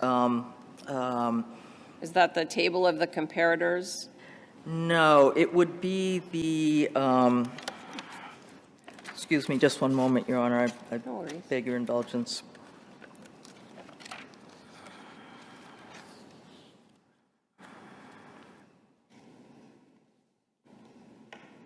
It would actually be A245 in the record. And that's a chart of so-called seniority. But if you look at that, the two comparators, you look at Stapleton and Gauck. So they say, well, you know, seniority was really the issue with your client. But if you look at Stapleton and Gauck, you see that Stapleton, despite the fact that he was hired after Mr. Gauck, was almost immediately, within months, brought up to parity with Mr. Gauck. So our argument had been, and I think that was accepted by the jury in the MIPA case, was that, no, seniority is bogus. It's a pretext. I get it, and I think we all get it, but here's a problem with that. So your argument is, look, that was pretextual. The seniority argument was pretextual. Was that in the summary judgment briefs? Because we're reviewing the grant of summary judgment. And as I understand it, that motion was, you don't have any evidence of discriminatory animus. And you wouldn't have been able to talk about what happened at trial at that point. Right. And you might not even have been able to talk about the defenses that were raised to the MIPA claim at that point. So what was in the record at summary judgment? Because we can't. That was in the summary judgment record because the MIPA and the 151B both went up at the same time. Right. Was there an argument that said the seniority argument is pretextual? They're making an argument about seniority, and it is a pretext, and that is evidence of invidious discrimination. Was that made? Because that's the direct answer to Judge Hershfang's question, what else is there? That is the what else is there, Your Honor. But was it made? I'm not sure on that. Okay. Well, we can look ourselves. I have one question. I know you're over. I have one question. All right. Which is, just assume for the moment that we get to where you need us to get on Judge Sion's decision on summary judgment. And I may have it totally wrong, but what I understand you're asking us to do is to use issue preclusion to affirmatively grant summary judgment on the 151B for your client when that was never filed or raised or argued. Am I wrong on that, or am I misinterpreting what you're asking us to do? It actually could not have been raised because the only point at which I could raise that, of course, was after the jury verdict came back under MIPA. Right, but then why don't you go back to the trial court? That seems to me where it ought to happen, and file a motion for summary judgment and say issue preclusion. And then if the judge says, great, you're good, and then if the judge says no, then we do the appeal. You get what I'm saying? I feel like I just feel like this is not what we do. So but maybe I'm missing something there. No, I think this is appropriate to be here at this, I understand what you're saying. It would have added another step, and we'd probably be back here in any event.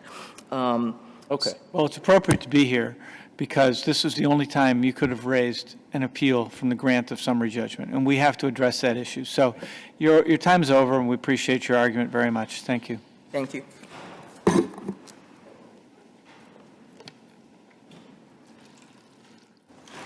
Good afternoon. May it please the Court, Ann McLaughlin, Assistant Attorney General, on behalf of appellees, University of Massachusetts, Angapa Gunasakaran, and Mohammed Kareem. The appellees respectfully request that the Court affirm the decision below dismissing Ms. Pacheco's gender discrimination claim because there was insufficient evidence of any discriminatory animus when defendants promoted Ms. Pacheco, when they determined her salary for her promotion to Assistant Dean of Graduate Programs. First and foremost, Ms. Pacheco was offered a higher starting salary than her two closest male comparators, Neil Gauck. I mean, hadn't some number of years passed in between? Is there anything in the record that accounts for the effects of inflation and the passage of time on the real value of those comparable starting salaries? Well, certainly 151B is not, the purpose of 151B is not to address inflation. And she was offered. But that's not the point. I mean, it can't be that there's no discrimination because in the year 2070 you're offering somebody $85,000 and that's what you offered somebody in 2012. That can't possibly be reasonable. So, right? Well, it depends on the circumstances. And I think here, yes, about 4 years had passed. So Ms. Pacheco gets promoted in 2016. There may have been no inflation over those 48 years. Judicial raise, perhaps, is about right. Certainly inflation is an issue that we would love to be addressed, but that's not the purpose of 151B. No, but that doesn't help.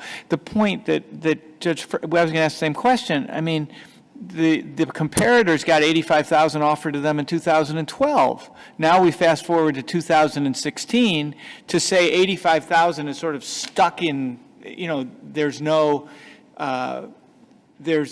discrimination because we offered the same thing that we offered to them 4 years ago. Well, that's not indicative of any discriminatory animus. I think what's also important to note is this salary was not picked out of thin air. It was part of an objective, systematic compensation analysis that HR did, Nancy Holsworth did, where she looks at the job description, she looks at plaintiff's credentials, the comparator's credentials, and eight other comparators. And she determined the starting salary that would be the same as Mr. Gauck and Mr. Stapleton. When Ms. Pacheco asked for more money, nobody balked, nobody objected. Dean Gunasakaran went to HR and said, can we get her more money?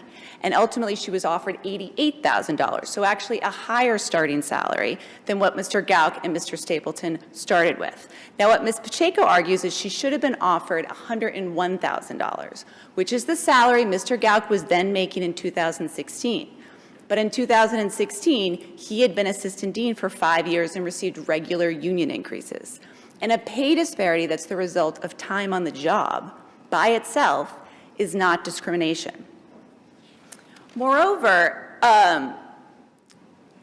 UMass believed that to pay Ms. Pacheco significantly more than the starting salary of Neil Gauck and Mr. Stapleton would have been unfair because of the considerable leadership, academic, and commercial experience that they brought to the position. Now, Ms. Pacheco could argue that she was as qualified and she could quibble on qualifications, but courts are clear that qualifications are notoriously difficult to judge. And what matters is whether or not the reasons for defendants' decision were the real reasons and whether or not they were pretext. The only evidence in the record even suggesting any animus is this one isolated comment that occurred. Okay, that is not enough under the case law. All right, got that. What about your opponent's argument that the seniority argument that you've just made was pretextual?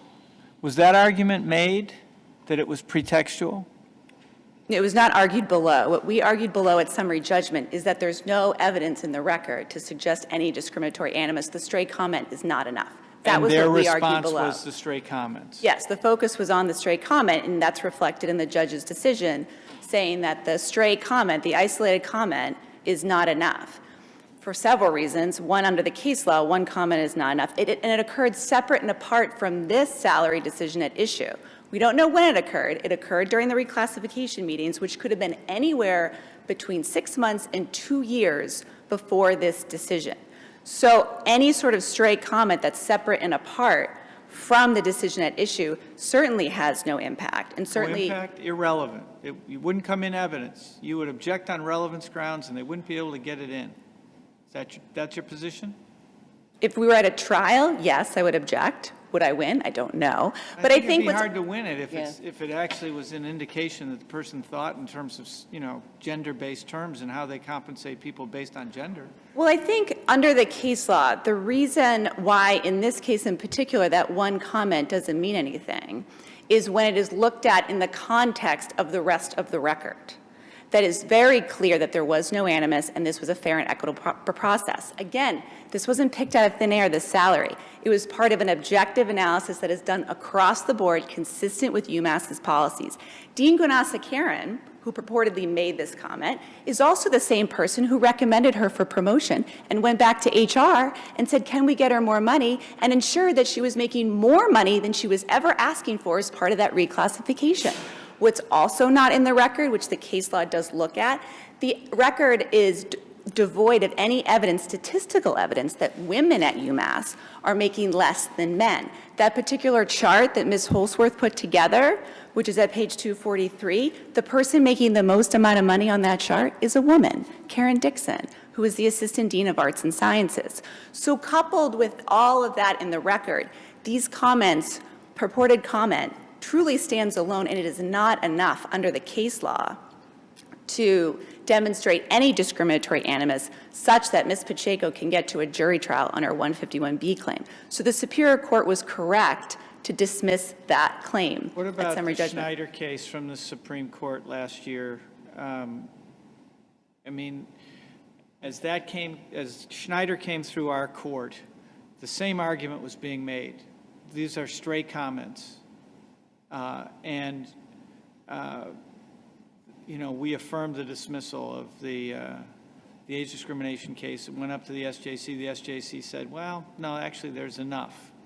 How do you distinguish Schneider? I think it's very different from this case because in Schneider, it wasn't just an isolated comment. There was a lot of evidence in the record that there was this corporate policy of let's get rid of the older employees in place for the younger employees. You also had statistical evidence in that case that many of the folks who were laid off were older employees, not younger employees. So again, it wasn't just one comment 6 months, 2 years ago. There were several documents in the record, my understanding is from that case, that really suggested this was a corporate policy to get rid of the old folks to bring in younger folks. We don't have that here. There's no statistical evidence. There's no corporate policy. This was a fair process wherein there was an objective analysis and she was offered more than her comparators. So this case is nothing like the Schneider case. And just with respect to plaintiff's argument on the jury verdict, there is no res judicata here. It's a different claim. Claim preclusion would not apply. Also, issue preclusion would not apply. For it to apply, the issue has to have been actually litigated in the prior action. And here, defendants moved successfully to keep out any evidence of discrimination because the claim had been dismissed. So the jury heard no evidence of discrimination. So we cannot take their jury verdict on an entirely separate claim and apply it to this case. Did you try the case? Excuse me? Did you try the case? I did. So when they instruct on MIPA, is the instruction simply, is there a disparity in pay between, how is it instructed? So in terms of what the verdict slip said or the jury instructions? No, the instruction itself. What are the elements of the claim? The element is simply, was she paid less than a person of a different gender, a man, doing comparable work? And was that difference not based on seniority? Because of seniority. So the jury determined, yes, she's being paid less than a man doing comparable work. And the difference they determined was not because of seniority, which is a permissible reason for a disparity under a MIPA claim. But there's no element of discriminatory animus in a MIPA claim. It is a strict liability claim. And again, the trial record is not before this court. It's the summary judgment record, as the court has already recognized. So what happened in the trial has no impact here. So again, the Superior Court got it right below. There is simply insufficient evidence of animus, and we would ask that decision to be affirmed. Thank you very much. Thank you both. Thank you. Appreciate it. The risk of over-channeling Johnny Carson, I hold in my hand the last envelope. Case number 7.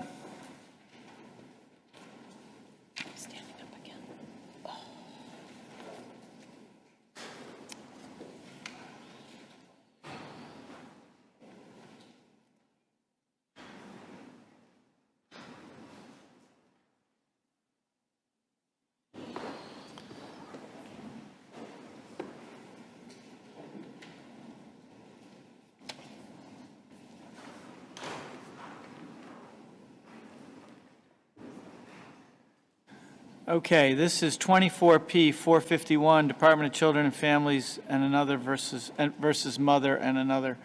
And Ms. Oppenshaw, before you start, we were all very aware that you asked for additional time to argue this. And the way we were thinking about this is if, as you've seen in these other cases, if additional time is appropriate, additional time will be allowed, and I'll try to equal it between the sides. So you are representing the mother? That's correct, Your Honor. Why don't you start us off? Good afternoon, members of the panel, and may it please the court. My name is Laura Oppenshaw, and I represent the appellant mother who is here today. The mother is challenging the termination of her parental rights on 2 related grounds. First, that she was provided ineffective assistance of counsel at both the Section 82 and hearing on the merit stages of her care and protection case, and that the trial judge abused her discretion by denying the mother's motion for a new trial. And second, that the trial judge erred in admitting certain statements pursuant to Chapter 233, Section 82. Those statements were the cornerstone of DCF's case. The trial judge relied primarily on those statements to find that abuse had occurred and then relied on that finding to find the mother unfit. The trial counsel's job was therefore to keep those statements out. If the statements are excluded, the finding of unfitness can't stand. Okay, so we're going to start with the issue of whether there was ineffective assistance of counsel in the 233-82 case. Yes. Okay. Yes. But your client stipulated to unavailability of the child. Correct. Okay. So what was the ineffective assistance of counsel? Under adoption of Quentin, a statement cannot be admitted pursuant to Section 82 if there is no independently admitted corroborating evidence. Trial counsel was unaware of the law at the time of the hearing. How do we know that? Because he says so in his affidavit.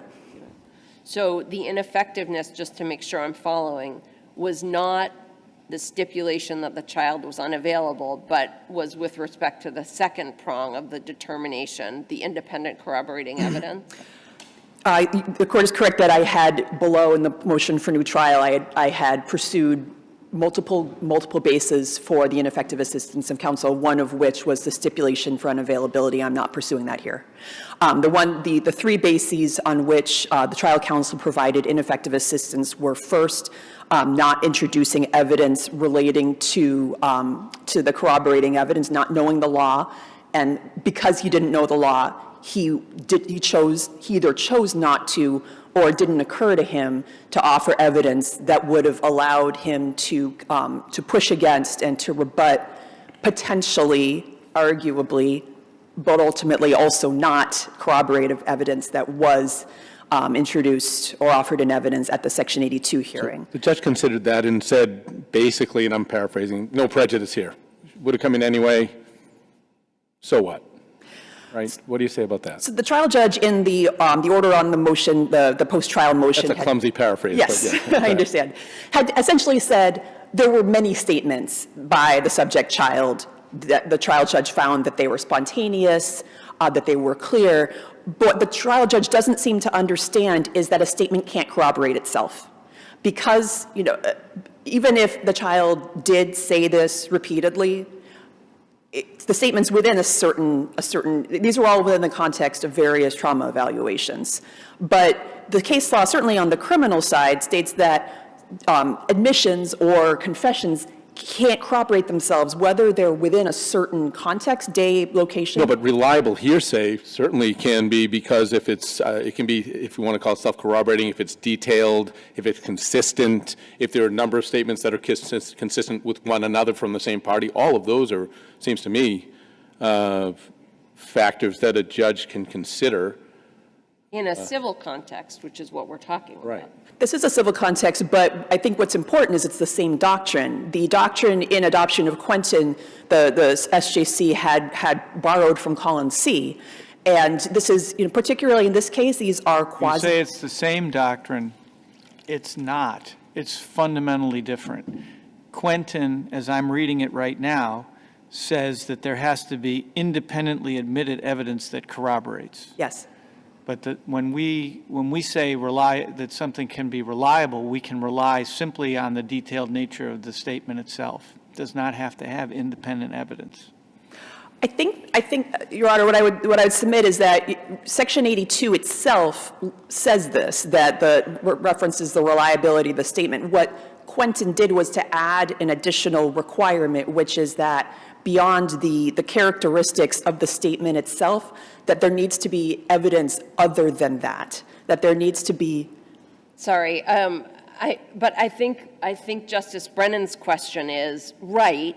And so when the child says on this date that this happened, and then says again on this other date that this happened, isn't the second thing independently corroborative of the first? Is that what you were asking? Yes, thank you. That, I understand, I believe that's what the trial court was relying, although she didn't. Why is that wrong? That's wrong because the purpose of Section 82 is to replace cross-examination. We need to, in these cases, there needs to be a higher degree of corroboration that insists on something other than the bootstrapping that sort of a logic would allow, that if the child's single statement is not enough for it to be admissible without the availability of the child to be cross-examined, having several statements, particularly if they're in the same circumstance on the same day directed at the same person, if one of them is not sufficiently reliable, it doesn't make sense that several of them taken together. It's like you can't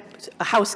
So in a case, no, I hear you, but I think part of the challenge of answering this question depends on the definition of what a piece of evidence is in this context, right? So if it's an individual statement, well, never mind. That's not so interesting. I guess the question is, in a case like this, then, we've seen cases that say, here are some examples of independent corroboration. There is play that is consistent with having been sexually abused. There are physical effects or markers or whatever. Is your contention that in the absence of either of those things, that independent corroboration is not presented? In other words, here, there is a testimony of multiple interviewers, not only that the child said these things happened, but also that she behaved in a way that, while not necessarily clearly tied to the sexualization of the abuse, was tied to behaviors the interviewer had seen by other abused children. Is that not corroboration? It's not in this case for two reasons. One is that several of these statements were vouching. That under cases like Olivet and Rebecca, an evaluator or an expert can't say that these are consistent with abuse, or that the statements are reliable, or expressing. There are cases that say they can't say this is consistent with sexual abuse? Yeah, I don't think Rebecca says what you think it says. Okay. My reading of both Rebecca and adoption of Olivet is that an expert, particularly Olivet says, particularly in a case where the child does not herself testify, that it's inappropriate for an expert to offer an opinion about whether this happened or not. The other factor. Whoa, that's totally different than it's consistent with sexual abuse.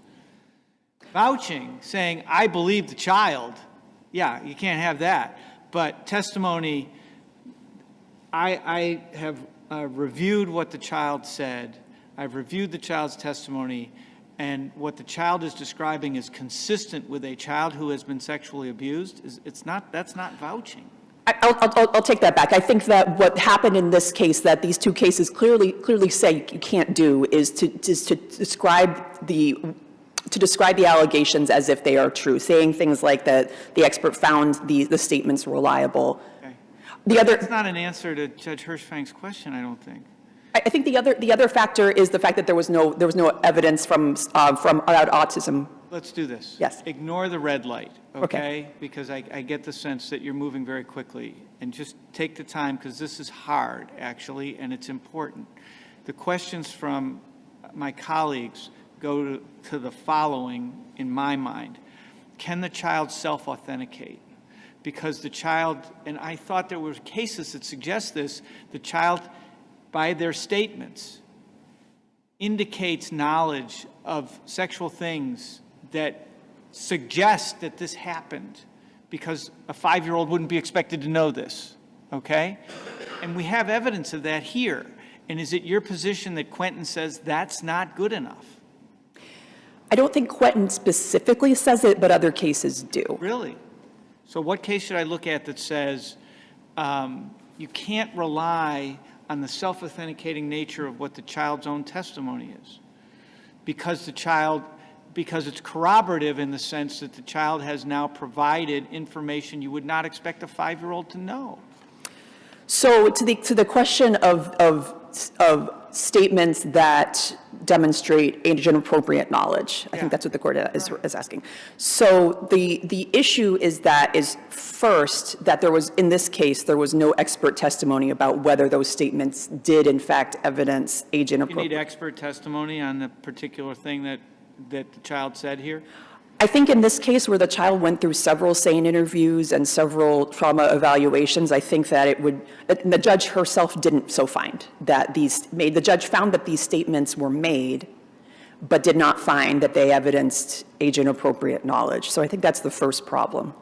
The second problem is that though we have the same issue of having two statements corroborate, two statements which are each unreliable, they can't cross corroborate.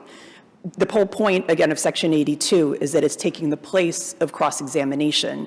It's a due process concern. And if we're saying that one statement, that statement can be self-corroborating, that totally subverts the purpose of the statute, which is to provide a process by which a statement can be tested to determine if it's both reliable, in this case, if the child's unavailable.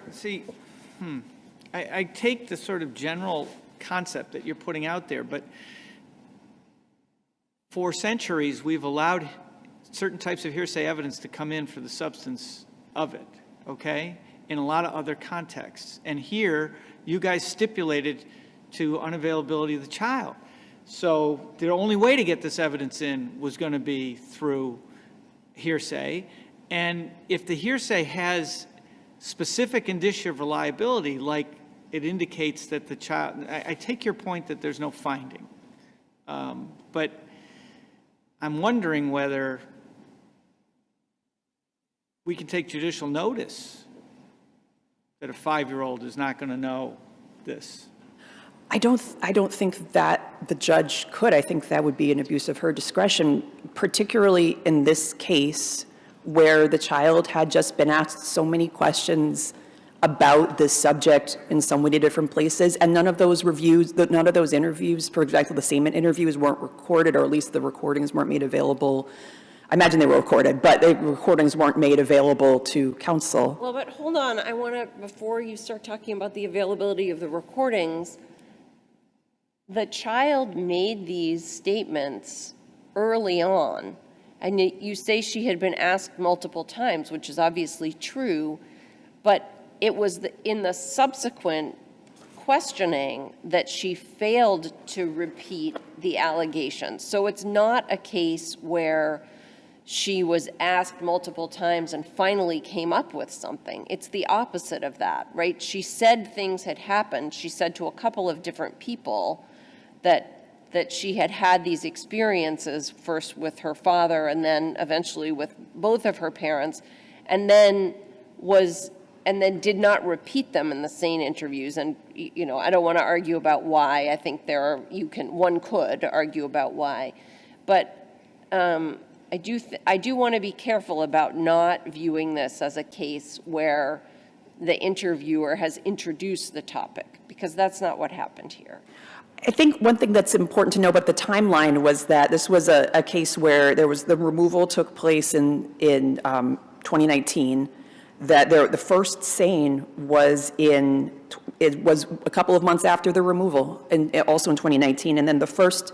And that had to, just so I make sure I'm following, that first interview actually had to do with the allegations by the foster children against the father, right? Well, we don't know for sure because we don't have the recording. Okay, so let me ask it in a different way. That interview took place before this child, who's the subject of this case, had said anything about anyone sexually abusing her. I believe that's true, but I think maybe, do you have further follow-up? I think I'm good.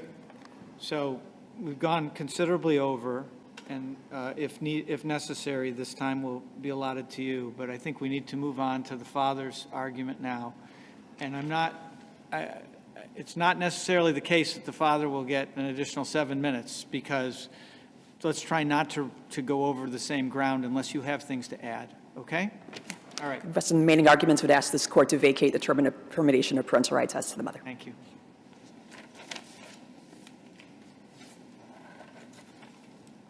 So you're Ms. Clay? Yes. Representing the father. Yes.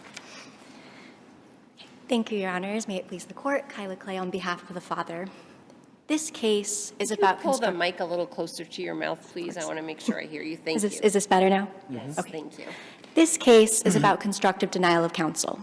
The constructive denial of counsel when father's court-appointed attorney unilaterally decided to effectively concede the allegations of parental unfitness over her client's express directions not to do that. So what is your best case to support the proposition that this is a constructive denial case as opposed to an ineffective assistance case? So constructive denial of counsel occurs whenever the... Oh, I know when it occurs, but what's your best case? I'm not trying to cut you off. I'm trying to use your time well. I would say that the best case that we could look to, there are two specific cases. One of them is the In re Castro case that I cite, which is a Michigan Court of Appeals case. I apologize, looked at the wrong one. Adoption of Bryce, which is where the court held that that their constructive denial of counsel does in fact apply to care and protection proceedings. In that case, they found, however, that the trial counsel took at least some actions and did not entirely fail to subject the state's case to... Just Brennan and I have a certain familiarity with that case, having been on the panel. And my memory is that that was an ineffective assistance case. So the client in that case had been arguing both ineffective assistance and constructive denial of counsel, and there is no published decisions that directly address constructive denial of counsel in the care and protection context, but the Bryce decision does include language that specifically explains that constructive denial of counsel can occur in these situations and gives some examples of when constructive denial occurs. So explain this, though. This is where so you have a lawyer who you're saying either is constructively denied his client representation, or let's say best case scenario is just ineffective. And I look at it and I see a lawyer who consults with a criminal attorney who's got a client who's under indictment for several counts of child rape that have life felonies. They're all life felonies, and clear Fifth Amendment issues, and comes up with a strategy that says, okay, best shot here is let's get your mother custody. I don't see what's wrong with that. It makes perfect sense to me, because when you look at this, and it seems pretty clear from the criminal attorney's affidavit that it is saying the same thing. Don't cooperate with DCF, don't talk to DCF, don't sign any waivers, don't testify, don't cooperate, don't speak, don't move. I'm exaggerating, but really, because we've got bigger issues to deal with down the road. And, if you're in prison for the next 10, 15, 20, 30 years, well, then it's all moot anyway. Right. Well, in this case, father specifically told her that he did not want to concede the allegations, that he wanted her to challenge the allegations. He asked her to speak with an expert, and she did not do that. He had made it very clear to her. What is the evidence that she didn't challenge the allegations? That would be in her affidavit, record appendix to page. I've got the affidavit in front of me. So in page 163, for Not example. address the allegations of sexual abuse? That's what you're talking about? Yes, because she thought that that was for the criminal attorney to address in the criminal court.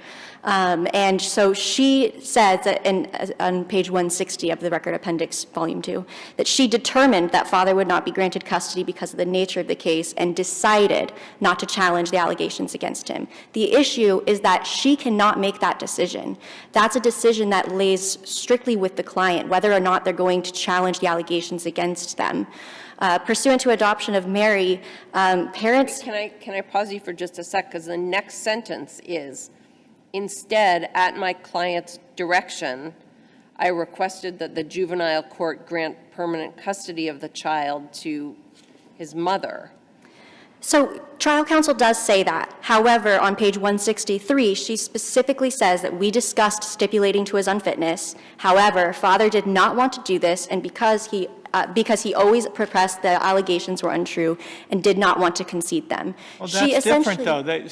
Saying we're not going to stipulate is not the same thing as saying I'm not going to address the allegations.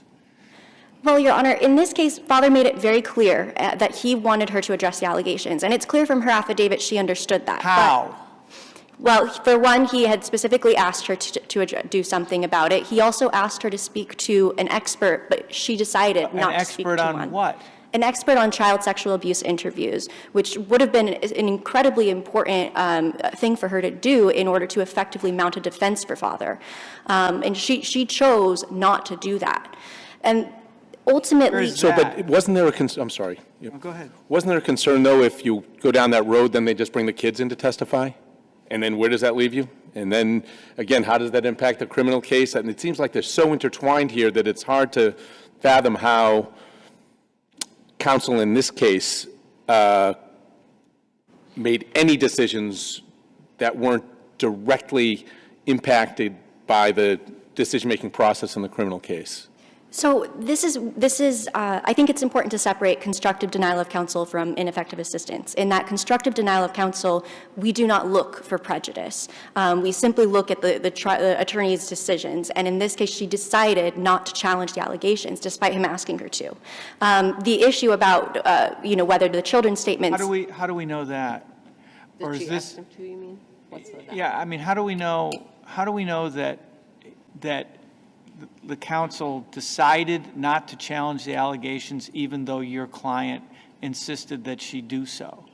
Because she says so in her affidavit, because she makes it very clear in her affidavit that she decided. That's pretty easy to do, isn't it, after the fact? I'm going to ask a question which goes outside the record.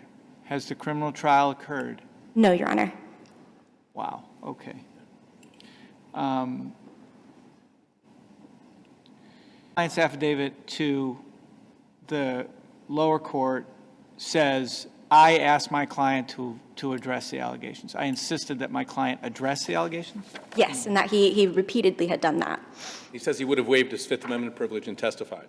He says he likely would have done so, and he would not be waiving his Fifth Amendment privilege. That's an important thing that the trial counsel got wrong. She also, in addition to deciding not to challenge the allegations against him, told him that he could not testify. She made the decision that he could not testify. So you say that if he testifies under oath in this case on issues and is questioned directly about sexually assaulting two little children who were in his custody as foster children, and then he answers questions honestly, and let's say he says, well, I don't know what he's going to say. He's not waiving his Fifth? No, Your Honor, he is not. Under care and protection of MC, the Supreme Judicial Court said that that would be putting parents in an unfair position where they have to choose between waiving their Fifth Amendment right in a criminal case and essentially forfeiting their ability to challenge the allegations in their care and protection case. And in this case, trial counsel... That's not a complete answer to the strategic, it's not even close to a complete answer to the strategic issues that would be addressed by defense counsel, right? Because anything, if he were to testify, anything he said could be used on cross of him in the criminal case. Only for purposes of impeachment. Purposes of impeachment, right? But really, that doesn't even matter because trial counsel could not make any strategic decisions here. In order to make a strategic decision, trial counsel needs to have done sufficient research or have an understanding of the decisions in front of her. First, her decision about the testimony was based off of an incorrect understanding of care and protection of MC, which is evidenced in her affidavit.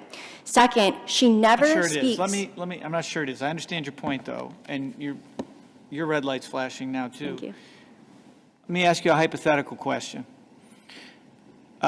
You are appointed to represent someone who is also a criminal defendant in, as Justice Brennan says, a life felony. You go talk to that person's lawyer, and that person's lawyer says, under no circumstances is my client, your client as well, going to testify in this DCF case. They are not going to do so. They are facing life in prison. And there are just too many things that can go wrong. Is that ineffective assistance of counsel, whether they have the law right or wrong? It would be, actually, because it's not their decision to make. It's not the criminal defense attorney's decision. It's not the care and protection attorney's decision. It is strictly the client's decision of whether to testify based off of correct legal information provided by their counsel, which he did not get in this case. So my answer to that would be yes, it is ineffective. Do you have, totally understand, do you have anything else, because we've been interrupting you because this is hard, do you have anything else you need to tell us briefly? Your Honors, I would simply leave by saying, by unilaterally deciding not to challenge the allegations against her client over father's express directions, trial counsel deprived father of his right to meaningfully challenge the allegations, his right to make that decision, and ultimately his right to counsel. As warned by the Supreme Court in United States versus Chronic, to hold otherwise would essentially convert the appointment of counsel into a sham and nothing more than a formal compliance with the parent's constitutional and statutory rights. For those reasons, I would request Your Honors to reverse and remand for a new trial. Thank you. Are we going to hear next from Ms. Frisoli? This is Frisoli the second? Yes, welcome back. Carol the second, I guess. Thank you. How long are you 10 at and 5? 10 and 5, Your Honor. 5? Okay. Thank you. May it please the court, my name is Carol Frisoli, and I represent the Department of Children and Families. And I just want to start out by saying one thing, there was no constructive denial of counsel in this case. And I want to point to father's affidavit filed in, with respect to the motion, the 60B motion for a new trial, where father says, if he was given the opportunity to testify, he would only be testifying about the positive visits with his daughter. He, at no point did father say he was going to challenge the allegations of sexual abuse against his own daughter. So the trial counsel in this case's advice about not testifying, not signing releases and everything, I mean, this is a father who couldn't take, he was released on a GPS. There was part of his probation was that he was not to be unsupervised with minor children. So again, did it make sense that, and throughout the whole entire case, it was consistent that he wanted custody. He was not available to have custody of his child at this time. So that's why the proponent was his mother, which, again, there's numerous findings about the trial court talking about the competing plans and why paternal grandmother versus the department's plan, and the trial judge made the decision that, given paternal grandmother's reluctance to really address and set boundaries with mother and father, that the department's plan was a better one. So but again, you make some very good points. But I think you've maybe looked at the argument on father's behalf a little too narrowly, because although maybe father, hasn't presented anything that would indicate prejudice resulting from his inability to testify, father's counsel says, but he told his lawyer to challenge the key evidence against him. And that didn't happen because the lawyer decided it wasn't appropriate to do it.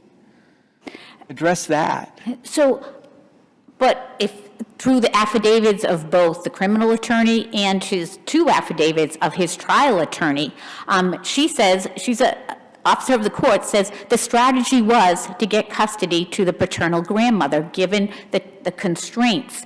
Now, Okay, that's what she says. He says, I told her to challenge, and I don't understand why she didn't. Well, the allegations against me. I believe it is affidavit. We talking about I think the experts, the autism expert and the sexual abuse, and also he wanted to get the SANE interview, because that was all addressed in the trial judge's memorandum addressing the motion for a new trial based on ineffective assistance of counsel. Was there an argument made that they didn't comply with 233, Section 82, because it wasn't sufficiently reliable information or because it was uncorroborated as required by Quentin? Was that argument made by their lawyer? It was not made if Your Honor is asking about the waiver argument that the department puts forward. It was not in the 60B motion. It was all, the focus of the motion was ineffective assistance of counsel. Let me see if I can organize my thoughts. The argument that's being made, I think by both of them, is there's ineffective assistance of counsel in the handling of the 233-82. They now say, both clients wanted a challenge to the testimony of the victim coming in at the DCF proceeding. Both of them wanted that challenged, and it wasn't done. And there were arguments to be made, i.e., no independently corroborating evidence under Quentin. And it didn't happen, and that was ineffective assistance because they asked them to do it. It was the most important evidence in the case, and it didn't happen. My question to you is that accurate that they did not challenge it? Sounds like it was, because you're making a waiver argument. No. In fact, I'm first off saying in the waiver that it wasn't argued. But then, as set forth in our brief, no, there was independent corroborating evidence of the section. Did they make the argument? Again, they made the argument in the 60B, and the trial judge made that decision that he went through each item of what they were claiming with respect to the Section 82 statements.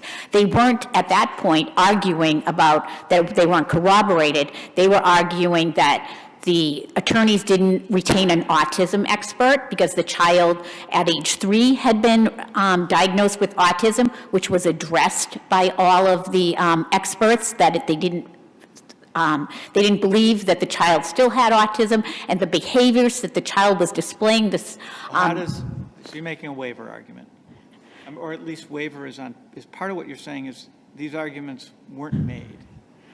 And how does that fit with an argument of ineffective assistance? I think you're misunderstanding each other about the timing of your question. I think Justice Englander is asking, at the Section 82 hearing, is that what you're asking? Okay. Was there any argument from either parent about independently corroborating evidence? Not in the 60B motion later, but at the original hearing. Is that what you're asking? Well, she's answering my question, though. Okay, never mind. Because no, it's helpful. Because what she's saying is, look, they didn't even make that argument in the 60B. So they sure as heck wouldn't have made it back then. They didn't even make it in the 60B, which was leading me to ask the question, how does that, what in essence is a waiver argument? It was never made. How does that fit with an ineffective assistance of counsel argument? Right? Because, maybe it's you may not be making the argument you think you're making, to paraphrase. Well, first off, at the Section 82 hearing, the attorneys, they cross-examined the experts. They had different strategies, and it's obvious from the transcript that, they were trying to basically say that, like, there was one argument that maybe the child wasn't talking about the father, that the child was talking about someone else. So, they challenged the statements. Just not in the way that they now want it to have been challenged. Correct. 20/20 hindsight. So, and that's what happened in the motion for a new trial.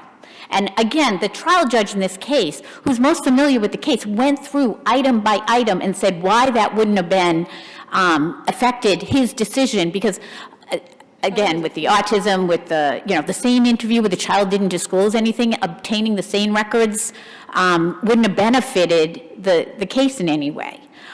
So it's the department's position, well, again, so I think everything, this isn't, not only is this case not a constructive denial of counsel, this is an ineffective assistance of counsel.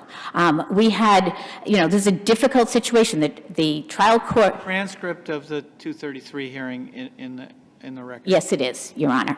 That is, and as well as the full trial transcript is there. So it's the department's position. We would ask that this case be affirmed. The trial court has properly demonstrated by clear and convincing evidence that mother and father were unfit to parent the subject child, and father was found to have sexually abused the child, and that mother failed to protect the child from father's sexual abuse. And one other, I believe, Your Honor. Did the judge make a finding that the mother actually participated as well? Yes, Okay. there is a finding Make sure that she participated, but I think the primary finding of the permitting. trial judge in finding mother unfit was more her failure to protect, because the mother had absolutely denied that this sexual abuse and didn't seem to be able to address the trauma that her child had suffered. What do you say to mother's argument based on Quentin? Yes, Your Honor, I was about to address that. So again, this isn't, Quentin says that you need independent expert corroborating, which is what we had in this case. These trauma evaluators. Now, first off, the trial judge found these statements so credible, number one, because they were unprompted. This was a spontaneous statement of the child on a visit, a supervised visit, to see her parents for the first time. Again, that's how the statements, how this came into play. Her sister says, you can't self-authenticate. You can't meet Quentin's corroboration through the statements of the child herself. What do you say to that? Well, again, what Rebecca says, that child's like inappropriate sexual comments, like in this case, which the trial judge specifically noted. If I go to Rebecca, I'm going to see a case where they essentially accepted corroboration for purposes of 233-82? No, it's not in Section 82 case. No. Rebecca talks about more about the sexual abuse, that children's knowledge above their age is indicative of sexual abuse. But in Quentin, this case is exactly Quentin. These trauma evaluators were not saying that the child's statements were reliable. They listened to the stories, but then during these trauma evaluations, the child displayed behaviors that are indicative of sexual abuse. It wasn't that they were vouching that the statement themselves were reliable, because they didn't say the sexual abuse happened. They were just saying, here are the statements the child made. But it was the trial judge who found the statements reliable, not the trauma evaluators. The trauma evaluators just indicated the behaviors of the child. And furthermore, in front of this trial judge was not only the testimony of the trauma evaluators and the social worker, but also there was evidence of the child's behaviors in the home, about being afraid to shower. And all of that is indicative that this child was sexually abused. Well, if you have an expert to say that, and one of the two was qualified as an expert in child trauma, right? Correct. Actually, I believe both of them were. Okay. And then they say, okay, I get you. So you say, there's Quentin. That's independent evidence that corroborates the sexual abuse. So that satisfies Quentin. Then the next response to that is, yeah, but nobody challenged these folks who weren't experts at all. For example, they gave an opinion that the child did not have autism, but they didn't have any expertise in autism. So here's more ineffective assistance of counsel, because nobody's on the other side of these experts to say, you know, A, we don't agree that this is evidence of child sexual abuse, assuming they could say that, and B, some of this stuff they're clearly not qualified to say. What do you say to that? Well, again, we got to get back to their motion for, this child had been diagnosed with autism at age 3. The child, based on that diagnosis, received services, mild autism, I believe the doctor had found, had received services, speech and occupational therapy. There are findings in the record that the child met all those needs and then no longer received services for that. So, and also the child had been seeing a play therapist who also was treating the child and was for trauma based on PTSD, was not, and said specifically, I'm not treating this child for autism. I don't see autism here.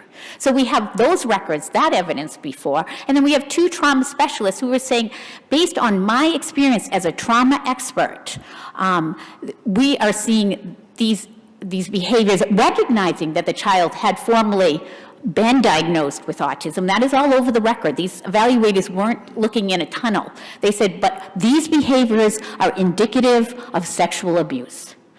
So it wasn't that, having an autism, and in fact their own expert, I think it was a Dr. Prock, their affidavit, said the child would have to be independently evaluated for autism in the first place. Like, again, it's not something that carries because the child was age 3. I think that the difficulty and why part of the complexity of this is just sort of what construct you bring to thinking about an ineffective assistance claim under the circumstances. Right? I mean, your argument is essentially, look, we had the evidence that was independently corroborative. They say, yeah, you put it forward and nobody fought it.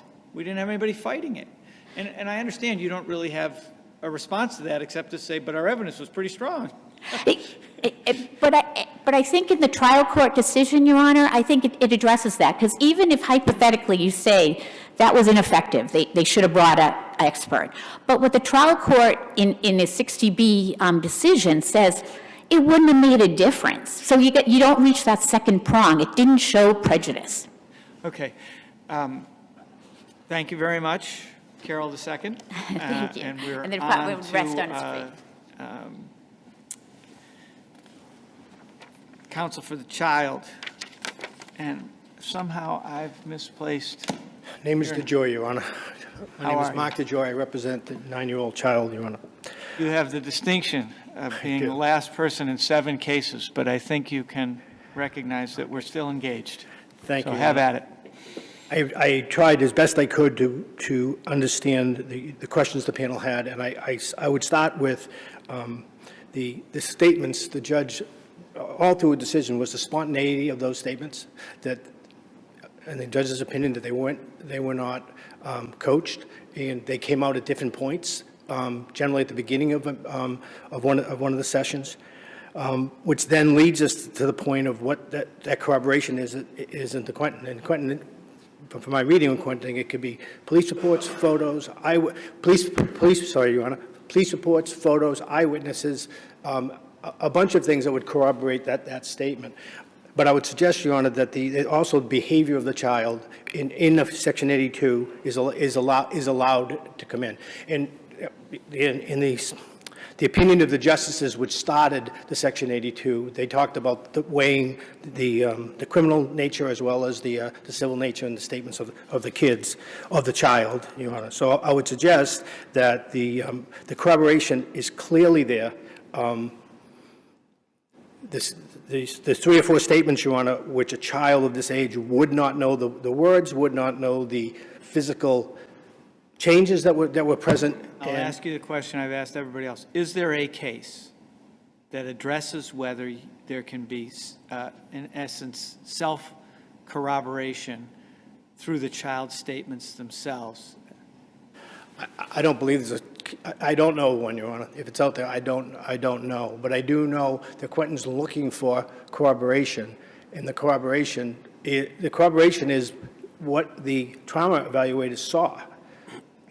What they were saying in their, this is what they do. I'm sorry, Your Honor. Got it. And the last There thing. should be a case that says that? That if the child says the same thing 2, 3, 4, 5, 6 times over, that is sufficiently corroborating as opposed to? I don't know.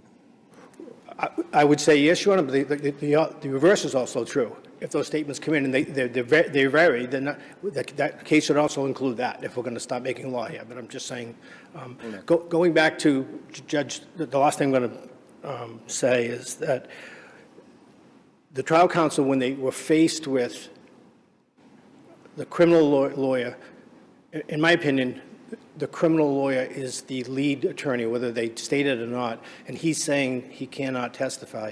I think the camera protection lawyer, I do agree that it's not the attorney's purview to make that decision. However, when faced with that, that's what these attorneys were doing, and their affidavits seems like they're contemplating trial strategy in a very small box of what they had in front of them. So that's my opinion. Right, but one of them says he couldn't testify because it could be used against him.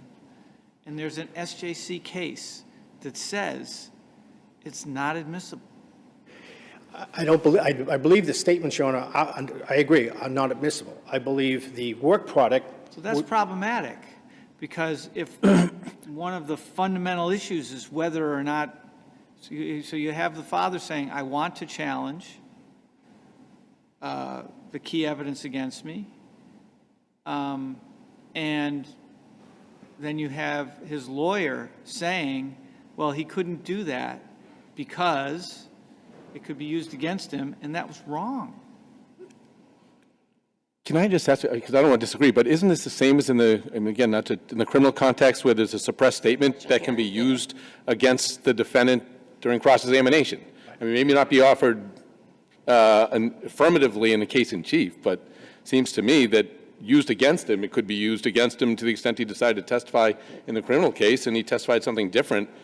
He could be cross-examined extensively on that, which seems to me to be a bit of a can of worms that might be opened. I just see, again, it's clear, at least where I'm coming from, I think, which is that these lawyers are in a very difficult position in making really hard decisions with, as I think you said, in a very small box with a criminal lawyer breathing down their neck and a client who may be giving conflicting or not thoughts as to how to proceed here. But when the client initially, again, is held on a $50,000 cash bail and then down and released on a GPS with all sorts of conditions, it just adds a dynamic that to sit back here, 6 months or a year later in this lovely, pristine, clean building and say, wow, they didn't do that right, they didn't do that right, they didn't do that right, is an awfully tough standard in this context, in this case. But I may be convinced otherwise when I read the briefs again.